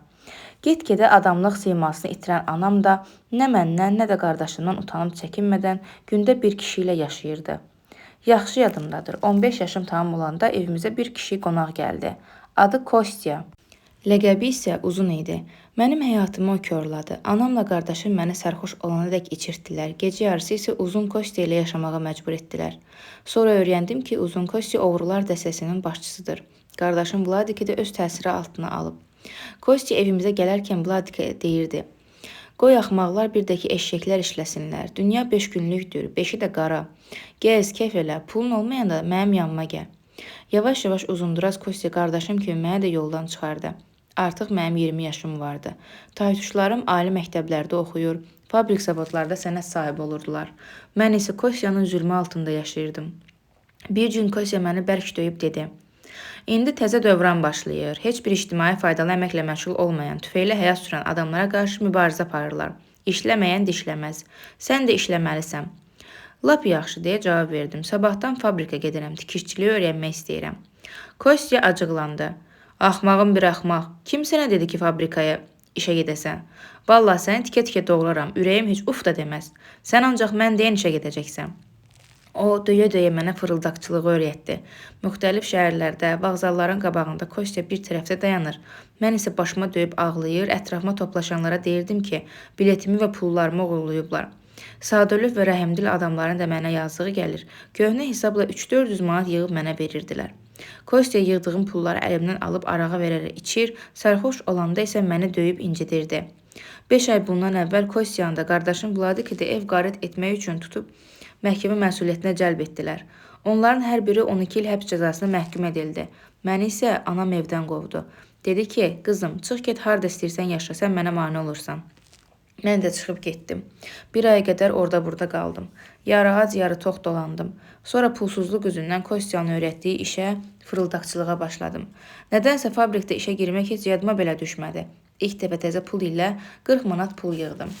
5 gün bu pul ilə dolandım. Sonra yenə vağzala getdim. Leningrad vağzalında Məmməd ağaya rast gəldim. Özümü milis zabiti kimi qələmə verib məni özü ilə apardı. Az sonra mən onun həm məşuqəsi, həm də köməkçisi oldum. İndi artıq 3 aydır ki, Məmməd ağa ilə yaşayıram. Heyfslənirəm ki, rəfiqələrimin, müəllimlərimin sözünə baxmadım. Onlar neçə dəfə bizə gəlib getdilər. Fabrikdə işə və axşam məktəbini düzəlməyə vəd etdilər. Ancaq mən iradəsizlik göstərdim.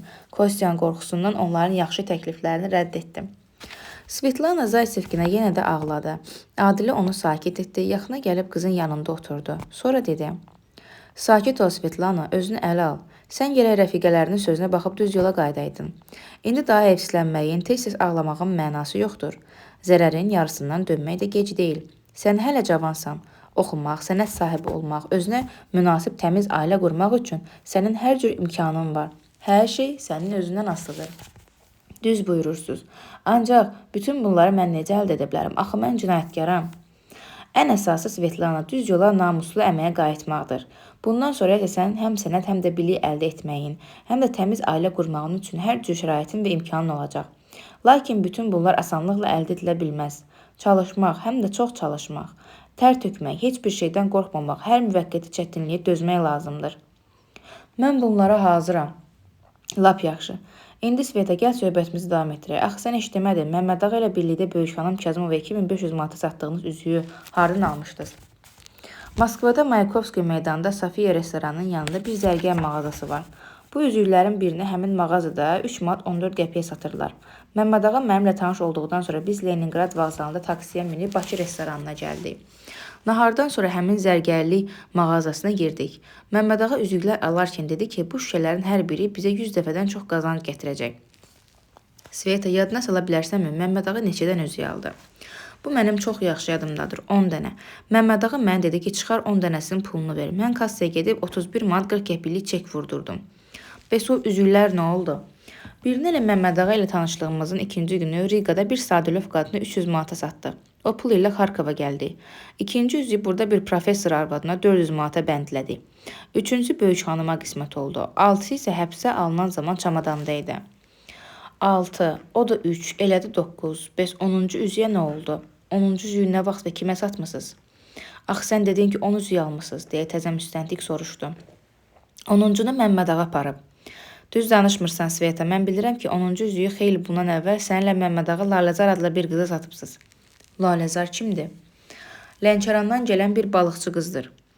Mənə inanın vətəndaş müstəntiq, mən belə bir adam tanımıram. Tanısaydım deyərdim. Təzə müstəntiq diqqətlə Svetlanaya baxdı. Qızın üzündə heç bir narahatlıq hiss olunmurdu. O sakit idi. Deməli bu qızın Laləzardan xəbəri yoxdur deyə bu qətiyyətə gələn Adilə sorğu-sualı davam etdirdi. Sveta, de görüm Məmməd ağa necə adamdır? Necə olacaq? Adi adamdır. Onu başqalarından fərqləndirən yalançı olmasıdır. Onun nəfəsi yalanla gedir gəlir. Bəzən söhbət zamanı nəyə düz, nəyə yalan dediyini başa düşə bilmirsən. İçməyi çox sevir. Həmişə araqdan sonra mütləq pivə də vurur. Yaxşı ki, başqaları kimi sərxoş vaxtında dava salmır. Gülür, danışır, mahnı oxuyur. Tez-tez şənlik edir. Xeyr, qabaqlar çox şən idi. Son vaxtları isə içəndən sonra qəmgin olur, xəyala dalır, dinib danışmır. Bu zaman mahnılarına qulaq asmağa, gözləri yol çəkən adamlar kimi bir nöqtəyə baxıb xəyala dalmağı sevir. Hərdən bir belə hallarda boynumu qucaqlayaraq ağlayır. Mən neçə dəfə Məmməd ağadan qəmginliyinin səbəbini soruşmuşam. O isə, Sveta, mən bədbəxtəm deyə cavab verir. Məmməd ağa nə vaxtdan qəmgin olmağa başlayıb? Yaydan. Neçə vaxt olar? 3 həftə, 4 həftə. Təxminən 2 ay yarım. Təzə müstəntiq sevindi. Axı Laləzar İsmailova 2 ay yarım bundan əvvəl öldürülmüşdü. Ancaq o öz sevincini Svetlanaya bildirmədi. Başını aşağı salıb bir qədər fikirləşdi. Sonra yenə qızı dindirməyə başladı. Sveta, de görüb Məmməd ağa elə heç nədən birdən-birə dəyişdi.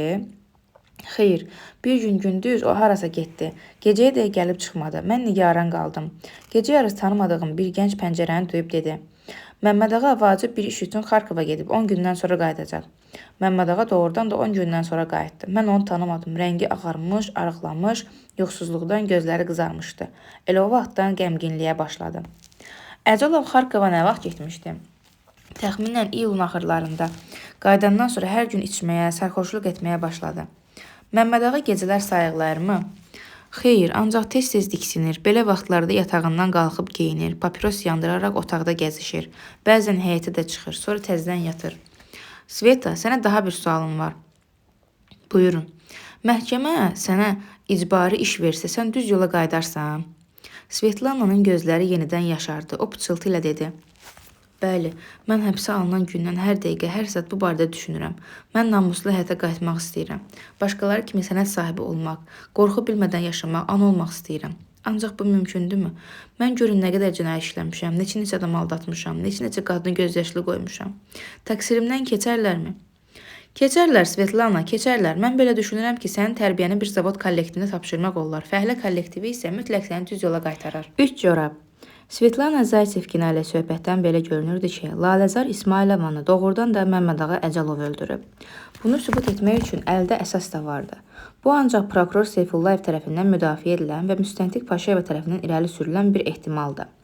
Lakin bu ehtimalı sübuta yetirmək üçün hələ çox çalışmaq lazımdır. Ertəsi gün təzə müstəntiq Svetlana ilə söhbətin nəticəsini prokurora danışdı. Nə məsləhət görürsünüz, Məmməd ağanı dindirim? Razıyam, dindir. Ancaq qoy onu mənim kabinetimə gətirsinlər. Mən Məmməd ağanın təqsirkar olduğunu görüb əmin olmaq istəyirəm. Kabinetdə bir tərəfdə divanda prokuror Seyfullayev ilə onun köməkçisi əyləşmişdilər. Məmməd ağanı Adilə Paşayeva dindirdi. Təzə müstəntiq Məmməd ağanın oturması üçün stulu elə qoymuşdu ki, onların hər üçü fırıldaqçı gəncin üzünü aydın görə bilirdi. Təzə müstəntiq istintaqa belə başladı. Məmməd ağa, siz Böyük xanım Kazımovanı aldadıb pulunu əlindən almaqla təqsirləndirirsiniz. Özünüzü müqəssir sayırsınızmı? Bu nə komediyadır, vətəndaş müstəntiq? Mən təqsirimi boynuma aldım. Siz də ittihamnamə tərtib edib mənə verdiniz. Hətta qol da çəkdirdiniz.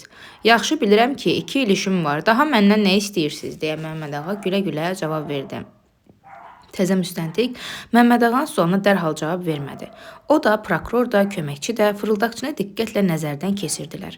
Məmməd ağa vəziyyətindən razı qalan adamlar kimi özünü tox tutub həyasızcasına hırıldayırdı. Araya çökmüş sükutu prokurorun gür səsi pozdu. Əcəlov, artistlik eləmə. Yaxşısı budur ki, de görə Lənkəranlı Lalacar İsmailovunu nə üçün öldürmüsən? Məmməd ağa meyit kimi saraldı. Bir-iki dəfə udqundu. Əlini pencəyinin cibinə salıb papiros qutusunu çıxardı. Əlləri titrəyə-titrəyə bir papiros yandırmaq istədi. Neçə dəfə çalışdısa, spiçkanı yandıra bilmədi. Yalnız 5-ci dəfə spiçkanı yandırıb papirosa yaxınlaşdırdı. Dərindən nəfəs alıb özünü ələ almağa çalışdı, lakin bacarmadı. Dili güclə söz tuta dedi. Kim? Mən öldürmüşəm? Bəli, sən, deyə təzə müstəntiq söhbətə qarışdı. Araya yenə sükut çökdü. Məmməd ağa dinmədi. Müttəhim bir təhər özünü ələ aldı. Müstəntiqə baxmadan dedi. Mən sizdən sizin iş üsulunuzdan şikayət edəcəm. İşinizi yaxşı qura bilmirsiniz. Rayonunuzda cinayət baş verib, adam öldürüblər. Siz zəhmət çəkib tər tökmək, cinayətkarı axtarıb tapmaq əvəzinə bu işi mənim üstümə yıxmaq, öz işinizi yüngülləşdirmək istəyirsiniz. Mənim ölümə getməyə vaxtım yoxdur. Bunların hamısı sizin öz üstünüzə. O dediyiniz adamı isə mən tanımıram. Yox, Əcəlov, tanıyırsan. Bunu siz nə ilə sübut edə bilərsiniz? Nə çoxdur sübut. Əlimizdə o qədər dəlil var ki, saysan qutarmaz. Məmməd ağa istehza ilə dedi. Məsələn, heç olmasa birini deyin. Bu dəqiqə deyərəm. Elə sənin satdığın saxta üzükləri götürək. Moskvada Gorki küçəsindəki zərgərlik mağazasından 10 dənə üzük almısan. Birini Rigada satmısan, ikincisini Xarkovda xirid eləmsən. Üçüncüsü isə Böyük xanımı yoldan çıxarmısan. 6-sı çamadanından tapılıb. Elədi 9. 10-cusunu isə 2 ay bundan əvvəl Lənkərandan Bakıya pomidor satmağa gələn balıqçı Lalacar İsmailovaya satmısan. Sonra da onu boğub öldürmüsən.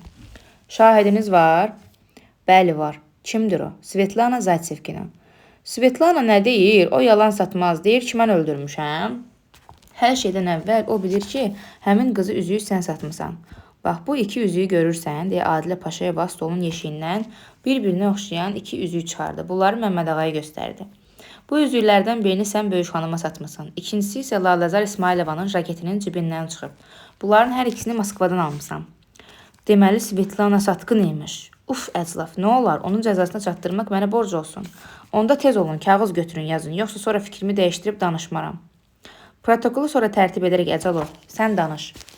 Mən o dediyiniz Lənkəranlı qıza iyunun axırlarında Zevin küçəsindəki zərgər mağazasına rast gəldim. Tanış olduq. Üzüyü ona 300 manata satdım. Sonra qatara minib Xarkova getdim. 10 gün orada kef eləyib geri qayıtdım. Biz bunu bilirik Əcəlov, sən Lalacarı harda və necə öldürdüyündən danış, deyə təzə müstəntiq Məmməd ağanın sözünü kəsdi. Bilirsiniz nə var, vətəndaş rəislər, deyə Məmməd ağa yenidən hücuma keçdi. Əlinizdən bir qəpikli iş gəlmir, başlayırsınız xalqın evini yıxmağa. Havayı yerdən hökumətdən maaş almağı bacarırsınız. Mən bilirəm ki, bu cinayətin üstü açılmayanacan sizi danlayacaqlar. Siz də vəzifənizdən çıxarılmaqdan qorxub adamı böhtan atırsınız. Güya siz bu işin üstünü açmısınız, tək ki iş başa çatsın. Siz də cinayətin açılması haqqında yalandan raport verəsiniz. Mən yenə təkrar edirəm. Sizin qanunsuz hərəkətlərinizdən şikayət edəcəm. Bu sənin hüququndur Məmməd ağa. Deməli təqsirini boynuna almırsan. Xeyr, almıram. Bacarırsınızsa sübut edin. Bacarmırsınızsa məni rahat buraxın. Mən siz deyən axmaqlardan deyiləm ki, özüm öz əlimlə kəlmə-i şəhadətimi oxuyum. Gəlin söhbəti elə burada qutaraq. Mən daha sizin suallarınıza cavab verməyəcəm, deyə Məmməd ağa oturduğu yerdən ayağa qalxdı. Üzünü qapıya tərəf çevirib sakit dayandı. Nə olar Əcəlov, vaxt gələr sübut edərik. Əlimizdə dəlil çoxdur. Şahidlərlə də üzləşdirərik, deyə təzə müstəntiq Seyfullayevə baxdı. Yoldaş prokuror, sizin mütəhimə sualınız varmı? Xeyr, yoxdur. Qoyan aparsınlar. Təzə müstəntiq sorğu-sual haqqında protokol tərtib etdi. Məmməd ağaya qol çəkdirib zəngi bastı. Kabinetə daxil olan milis nəfərinə əmr etdi. Aparın. Görünür Lalacarı elə bu dələduz öldürüb, deyə prokuror istintaqa yekun vurmaq istədi. Ola bilməz, deyə bayaqdan bəri yerində sakit əyləşən prokuror köməkçisi yerindən tərpəndi. Təzə müstəntiq təəccüblə köməkçiyə baxıb soruşdu. Niyə ola bilməz? Deyirəm ki, Məmməd ağa qatili ola bilməz. Ona görə ki, yoldaş müstəntiq, oğrular aləmində də müəyyən qayda qanun var. Məsələn, ev oğrusu heç vaxt cibgirlik etməz və əksinə cib, gir, ev yarmaz. Mən ictimai əsayişi qorumaq sayəsindəki iş təcrübəmdən bilirəm ki, cinayətkarlar heç bir yerdə qeydə alınmayan bu qayda qanuna sözsüz riayət edirlər. Gəlin Məmməd ağa Əcəlovu götürək. O kimdir? Məşhur fırıldaqçı. O bu yolla gedərək başını girələyir. Deməli Məmməd ağa qatil ola bilməz. Bəs onda o nə üçün qorxdu? Lalazar haqqında sualdan sonra rəngi saraldı, halı dəyişdi, əlləri əsməyə başladı. Mən demədim ki, Məmmədağanın bu cinayətdən xəbəri yoxdur. Əminəm ki, Lalazara da saxta brilyant üzüyü Məmmədağa satıb. Bu onun özü də inkar etmir. Ancaq ola bilər ki, Lalazarı bir başqası öldürüb. Bu sirri təkcə Məmmədağa bilir. Adətən fırıldaqçılar qorxaq olurlar. Buradan belə bir nəticəyə gəlmək olar ki, Məmmədağa həmin qatildən qorxur. Ona görə də istintaq zamanı Lalazardan söhbət getdikdə özünü itirir. Bəs indi nə edək? Gərək Məmmədağadan möhkəm yapışaq. Əvvəlcə əsaslı dəlil yığaq. Mən əminəm ki, onda Məmmədağanın dili açılar. Adamın öz canı başqasından şirindir. O heç bir zaman başqasının yerinə ölümə getməz. Oldu, mən əsaslı dəlil yığaram deyə təzə müstəntiq cavab verdi. Lalazar 3 corabla boğulub öldürülmüş, sonra isə ona 2 bıçaq yarası vurulmuşdu. Bu 3 corabdan biri cütü qəhvəyi rəngli adi ipək corab idi. Görünür çoxdan köhnəlib sıradan çıxmışdı. Bakıda bu cür corabları çox tapmaq olar. Qara rəngli, 3-cü tay kapron corabı isə nadir tapılan idi. Adilə bu tay corabı sumkasına qoyub baş qalerenteriya ticarəti bazasına getdi. O corabı baza müdirinə göstərib dedi: "Mənə bir cüt bu cür corab lazımdır. Hardan almaq olar? Təəssüf ki, biz belə corab satmırıq." Nə üçün? Çünki bu corablar 3-4 aydır ki, moda düşüb. Müştərilər çoxdur. Ancaq bizim bazar hələ bu cür corab almayıb. 4-cü rübdə göndərəcəklər. Adilə prokurorluğa qayıtdıqdan sonra həmin corablar haqqında ekspertizanın məlumatını oxudu. Qəhvəyi rəngli bir cüt ipək corab Azərbaycan trikotaj fabrikinin məhsuludur. Tay qara corab isə xarici ölkələrdən gələn maldır. Sovet İttifaqında bu cür mal istehsal edilmir. Ancaq ölkənin böyük şəhərlərində belə corablar satılır. Corabın bir dəfə sapı çəkilib. Adilə Paşayeva ekspertizanın məlumatını dərindən öyrəndi. Qara corabın sapı çəkilib, kim onu təmirə verib deyə öz-özünü soruşdu. Bunu öyrənmək üçün mən mütləq corabın sapını çəkən emalatxanaları gezməliyəm. Yarım saat sonra Adilə 28 aprel küçəsindəki corab sapı çəkən emalatxanaya gəldi. Burada belə bir corabın sapı çəkilməmişdi. Kirov prospektindəki və Hüseyn Hacıyev küçəsindəki emalatxanalarda müəyyən bir şey aşkar etmək mümkün olmadı. Baysin küçəsində elektrik qatarı stansiyasının yaxınlığındakı emalatxanada müdir Adilə Paşayevanın göstərdiyi qara corabı ötəriqə nəzər salıb dedi: "Yaxşı yadımda deyil. Deyəsən biz belə bir corabın sapını çəkmişik. Qoy ustalardan soruşum." Emalatxanada işləyən 4 ustadan ikisi qara corabı tanımadı. 3-cü usta corabı görəcək dedi: "Tanıdım, həmin corabdır." "Hansı corab? Sahibi itən." "Heç nə başa düşmürəm. Danışın görə söhbət kimdən gedir?" "Burada başa düşülməyəcək bir şey yoxdur. Corabın bir tay sizdədir, bir tay isə məndə. Sizdəki corabın 3 ay bundan əvvəl sapını çəkib sahibinə qaytarmışam. O biri tayını isə 2 ay bundan əvvəl təmirə gətiriblər. Corab çoxdan hazırdır. Corabın sahibinə 2 dəfə məktub göndərmişik. O elə gəlib çıxmayıb." Sevincindən Adilənin ürəyi şiddətlə döyünməyə başladı. O tələsik soruşdu: "Corabın sapını kim çəkdirib? O harda yaşayır?" "Qədirli küçəsində. Buyurun, bu da onun ünvanı." 10 dəqiqə sonra taksi Adilə Paşayevanı Qədirli küçəsinə gətirib çıxardı. O corabın sapını çəkməyə verən Fatma Talıbova ilə ətraflı söhbət etdi. "Fatma bacı, bu corab sizindir?" "Bəli, mənimdir." "Bəs nə üçün 2 ay bundan əvvəl sapını çəkmək üçün emalatxanaya verdiniz bu corabı? Geri almamısınız?" "Tay corab nəyimə lazımdır?" "Corabın o biri tayı itib." "Bəli, heyf, yaxşı corabdır." "Mən də heyfslənirəm." "Bəs corabın o biri tayı nə olub? Bəlkə oğurlayıblar?" Tay corab kimə gərəkdir? Yaxşı yadımdadır. Mən yola düşəndə corab komodun qutusunda idi." "Siz harda işləyirsiniz ki?" "Dəmir yolunda, Bakı-Kiyev qatarında vaqon bələdçisiyəm." Təzə müstəntiq sumkasından qara corabın 2-ci tayını çıxardı, Fatmaya göstərdi. "Bu corab sizindir?"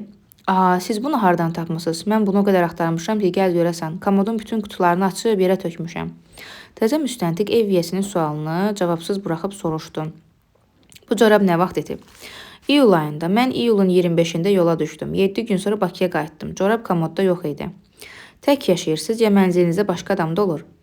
"Tək yaşayıram, ancaq açarın birini vermişəm bir nəfər qohumuma. Mən yola gedəndə gəlib burada qalır ki, evə aparmasınlar." "Qohumunuz harda işləyir?" "Qabaqlar çörək zavodunda işləyirdi." "Bəs indi?" "Yatır. Xəstədir." "Xeyr, həbsə alıblar." "Nəyə görə?" "Heç, üstünə şər atıblar. Deyirlər ki, güya adam aldadıb." "Adı nədir?" "Həsən ağa." "Yəni necə adam aldadıb?" "Anası deyir ki, güya saxta brilyant üzük satıb. Mən buna inanmıram. Həsən ağa təmiz uşaqdır." "Həsən ağa, soyadı nədir?" "Nökərinizin soyadı Əcalovdur." Təzə müstəntiqin sevincinin həddi-hüdudu yox idi. O uşaq kimi sırtı vurub oynamaq, şadlığından atılıb düşmək istədi. Lakin xaricdən o özünü çox sakit göstərdi. Təzə müstəntiqin üzünün bir əzələsi belə qımıldanmadı. O laqeyd bir tərzdə soruşdu: "Mənə məlumdur ki, saxta brilyant satan Əcalovun adı Məmmədağadır. Siz onu nə üçün Həsən ağa çağırırsınız?" Düz deyirsiz bala. Bacım oğlunun əsl adı Məmməd ağadır. Ancaq Allah ölənlərinizə rəhmət eləsin. Mənim Həsən ağa adlı bir oğlum vardı. Ömrünü sizə bağışlayandan sonra mən Məmməd ağaya məhəbbət bağladım. Həsən ağa deyə çağırmağa başladım. Bir saat sonra yol bələdçisi Fatmanın evinə ekspert gətirdi. Döşəmə və döşəmənin altında yerdə çoxlu qan ləkələri aşkar edildi. Bu insan qanının ləkələri idi. Laləzarın qan qrupuna uyğun gəlirdi. Deməli, Laləzar İsmailova bu evdə boğulub öldürülmüşdü. Təzə müstəntiq qonşuları bir-bir gəzdi. Laləzarın şəklini onlara göstərdi. Qonşular Lənkəranlı qızı tanıdılar. Məlum oldu ki, iyulun axırlarında o bu mənzildə 4 gün yaşayıb. 2 ay yarım bundan əvvəl, iyulun 26-sında yol bələdçisi Fatma Talıbova Kiyevə gedərkən qapı qonşusu müəllimə Yanovskayanın mənzilinə gəlib dedi: "Lyubov Petrovna, yola gedirəm. 6 günə qayıdacam. Bacım oğlu gəlsə, açarı ona ver. Qoy evdə dincəlib istirahət etsin. Gəlməsə, bir qonşu kimi gözün evdə olsun." "Arxayın ol Fatma bacı, yolun uğurlu olsun." Elə həmin axşam Məmməd ağa gəldi. Yanında bir qız da vardı. Bu qız Laləzar İsmailova idi. Məmməd ağa Lyubov Petrovnadan açarı alıb mənzilin qapısını açdı. Qızı da Yanovskayana da evə dəvət edib dedi: "Lyubov Petrovna, bu qız bizim qohumumuzdur. 5-6 gün burada qalacaq." Qız içəri girdikdən sonra dedi: "Sağlıqla qal Laləzar. Mən getdim. 2-3 gündən sonra gəlib sənə dəyərəm. Lənkərana getməli olsan açarı qonşuya ver." 2 gün keçdi.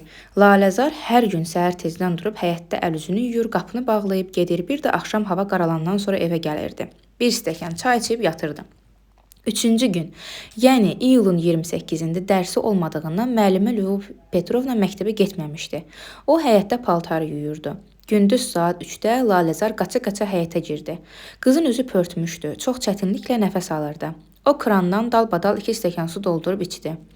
Nəfəsini dərə-dərə soruşdu: "Hanı o oğlu oğru?" "Kim?" "Məmməd ağanı soruşuram." "O bura gəlməyib. Onu görüm sağ gəlməsin, görüm onun ürəyinə güllə dəysin." "Ay qız, nə olub?" "Nə olacaq? Mənə aldadı, bütün var-yoxumu əlimdən alıb. Bir metal üzüyü mənə brilliant kimi qələmə verib, 300 manata satıb." Lyubov Petrovna Laləzarı sakit etməyə çalışdı. "Hirslənmə, Fatma xalan gələr, mən onunla danışaram, pulunu qaytarar." Laləzar hirslə soruşdu: "Fatma xala kimdir?" "Bəs ev yiyəsi sizin qohumunuz deyil?" "Allah eləməsin, mənim bu cür fırıldaqçı qohumum olsun," deyə Laləzar cavab verdi. "Mən onu heç tanımıram. 2 gün bundan qabaq bazarda tanış olmuşam. Yaşamaq üçün mənzil axtarırdım. O da məni bu mənzilə gətirib 5 günə 15 manat aldı. Sonra da məni aldatdı." Elə bu zaman küçə qapısı açıldı. Məmməd ağa içəri girdi. O tək deyildi. Yanında orta boylu, dolğun bədənli, çopur bir kişi də vardı. Çənəsi çapıq idi. Laləzar Məmməd ağanı görəcək, onun üstünə cumdu. "Köpək oğlu köpək, tez ol pullarımı qaytar, yoxsa ətini didərəm," deyə Əcəlovun saçından yapışdı. Məmməd ağa qızı vurmaq istədi, ancaq buna imkan tapmadı. Çopur kişi Məmməd ağaya bir şillə ilişdirdi. Sonra Laləzarın biləyindən tutub dedi: "Sakit ol ay qız. Onun pulu yoxdur. Yəqin qumara uduzub. Əvəzini mən verərəm. Al bu sənin 300 manatın. Üzüyü də lazım deyil. Qoy sənə yadigar qalsın." Laləzarın hirsi soydu. Pulu alıb bir güllü dəsmala bükdü. Döşlüyündə gizlətdi. Heç kimə müraciət etmədən dedi: "Elə bu gecə Lənkərana qayıdacam. Bu gecə mən də o tərəfə gedirəm. Salyanda işim var. Gedək bir yerdə bilet alaq," deyə çopur kişi də Laləzara qoşuldu. Axşam Laləzar çopur kişi ilə qayıtdı. Məmməd ağa yox idi. Onlar xörək bişirib yedilər, sonra çay içdilər. Bütün bunlar təzə müstəntiqə müəllimə Lyubov Yanovskaya danışdı. Adilə ona daha bir sual verdi: "Lyubov Petrovna, bəs sonra nə oldu?" "Sonrasını bilmirəm. Televizorda kinoya baxıb yatdım. Bizim evin divarları nazikdir. Qonşu otaqda nə danışılırsa bizim mənzildə aydın eşidilir. Mənə belə gəldi ki, üzü çapıq kişi sarxoşdur. Daim zarafat edir, gülüb danışır, tez-tez mahnı oxuyurdu. Bir də gecə yarısı yuxudan ayıldım. Təxminən saat 1 idi. Eşitdim ki, Fatmanın evində qapını bağlayırlar. Dedim, yəqin Laləzarla çopur kişi yola düşürlər. Daha sonra əhəmiyyət verməyib yatdım. Səhər yuxudan ayılarkən Fatmanın evinin açarının qapıdakı mıxdan asılmış olduğunu gördüm. Mən də açarı götürüb gizlətdim. Əmin oldum ki, Laləzar ələ həmin gecə Lənkərana qayıdıb. Lyubov Petrovna, xahiş edirəm, yaxşı-yaxşı fikirləşin. Gecə Fatmanın mənzilində hay-küy və ya başqa səs eşidilmirdi. Xeyr, onlar radio qəbul edəcək xod vermişdilər. Musiqidən başqa heç nə eşidilmirdi. Bir də həmin gün çox iş gördüyümdən yaman yorğun idim. Yerimə girən kimi yatmışam. Məmməd ağa necə həmin gecə evə qayıtdı? Mən onu bir daha görmədim. 2 gün sonra Fatma xala yoldan qayıtdı. Mən açarı ona verdim, əhvalatı da danışdım. O da dedi ki, eybi yoxdur, cavandır, qoy keyfini çəksin. Təzə müstəntiqin oxu yenə daşa dəydi. Məmmədağa Əcəlov Çopur kişinin adını demək istəmədi. Əcəlov istintaqda bildirdi ki, dar ağacından assanız belə mən o kişinin adını çəkə bilmərəm. Siz onu tanımırsınız, bütün nəslimi qırar. Yol bələdçisi Fatma xala mənzilində insan qanının olmasını heç nə ilə izah edə bilmədi. O indiyədək xətrini öz doğma oğlundan da artıq istədiyi Məmmədağa kör-körana inanır, onu hər bir istək və arzusunu yerinə yetirməyə can atırdı. Fatma xala belə hesab edirdi ki, Məmmədağa ağıllı kəmallı kişidir, sənət sahibidir. Axı Məmmədağanın özü xalası demişdi ki, mən müfəttişəm, başqa şəhərlərdən Bakıya mal gətirirəm. Hətta Fatmanı inandırmaq üçün 3-4 dəfə Məmmədağa evə portfel də gətirmiş, bu portfeldəki kağızları xalasının stol arxasına saatlarla nəzərdən keçirmişdi. Fatmanın müstəntiqə son cavabı belə oldu. Yəqin bir qəza baş verib, Məmmədağanın əlindən xata çıxıb, özündən yaxşı-yaxşı soruşun, düzünü deyər. Laləzar İsmailovanın öldürülməsi haqqında dayandırılmış işə başlayarkən Adilə Paşayeva bir məchulu tənliyə həll etməyə çalışırdı. İndi bu qədər zəhmətdən sonra kələfin ucunun ələ keçməsinə baxmayaraq təzə müstəntiq iki məchulu tənlik həll etmək məcburiyyəti qarşısında qalmışdı. Bu tənlikdə məchullardan biri Çopur kişi, ikincisi isə Məmmədağanın özü idi. Təzə müstəntiq həmin məchullardan birinin Laləzarı öldürənin ardınca getməli, onu ifşa etməli idi. Əlbəttə bu işdə əsas canlı şahid Məmmədağa idi. O isə istintaq zamanı başını aşağı salaraq sakit oturur, müstəntiqin suallarını cavabsız buraxır, fasilə vermədən papiros çəkirdi. Təzə müstəntiqlə prokuror Seyfullayev Məmmədağanı çox qısnadılar, ancaq o yenə də inadlıq edib Çopurun adını çəkmədi.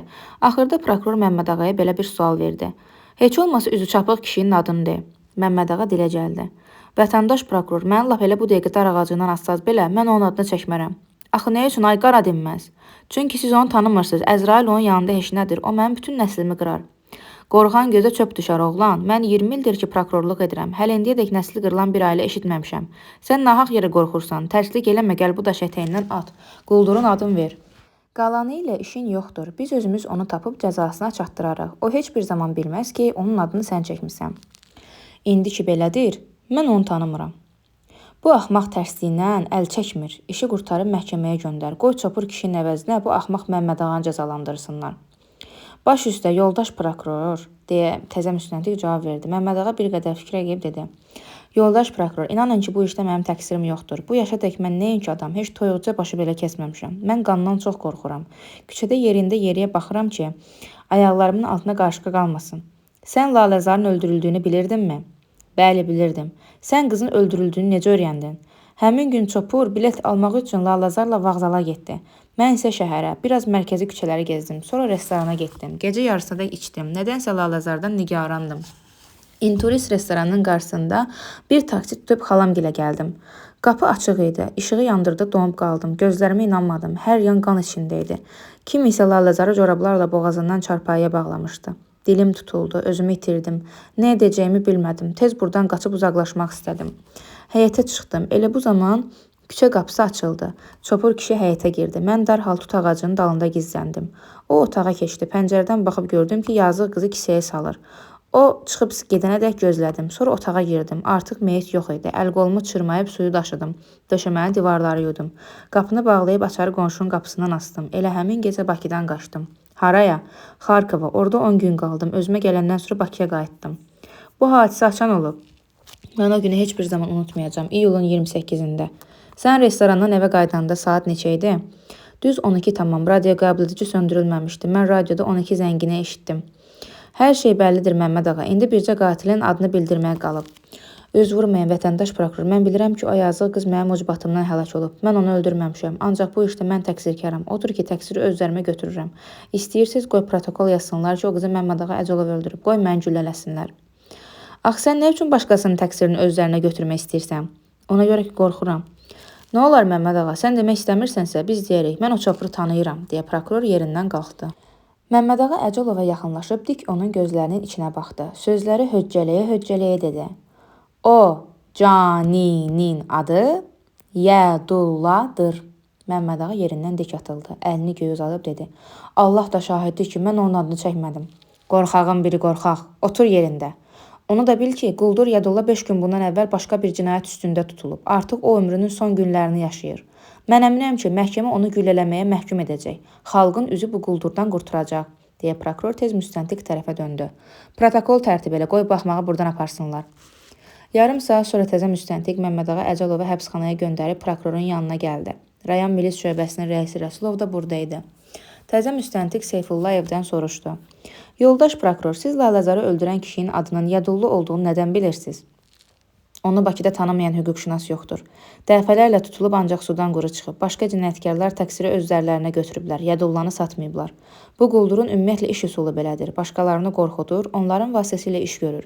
Bayaq çopur üzü çapıq kişidən söhbət gedəndə mən dərhal başa düşdüm ki, bu Yadulladır. Bax, bizim bu milis mayoru Rəsulovu görürsəm, o Yadullanı çox yaxşı tanıyır. Rəsulov Yadullanın özünün birinci düşmənidir. Bu çox uzun söhbətdir. Quldur Yadullanı bir həftə bundan əvvəl Əncirli bağında. Bax, həmin Rəsulov bir də bağ nəzarətçisi Mirzə Məlik tutublar.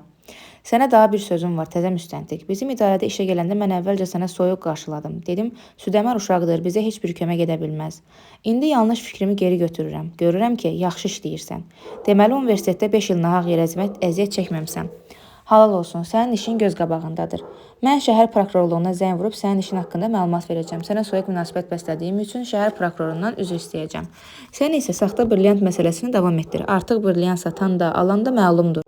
Böyük xanım Kazımovanın gəlir mənbəyi isə bəlli deyil. Böyük xanımın əri, iş icraçısı Kazımovun əleyri olması ehtimalını sən ortaya atmısan. Sən də bu işi başa vurmalısan. Abşeron kanalı tikintisinə get, inşaatçılarla söhbət elə. Onlar sənə kömək edərlər.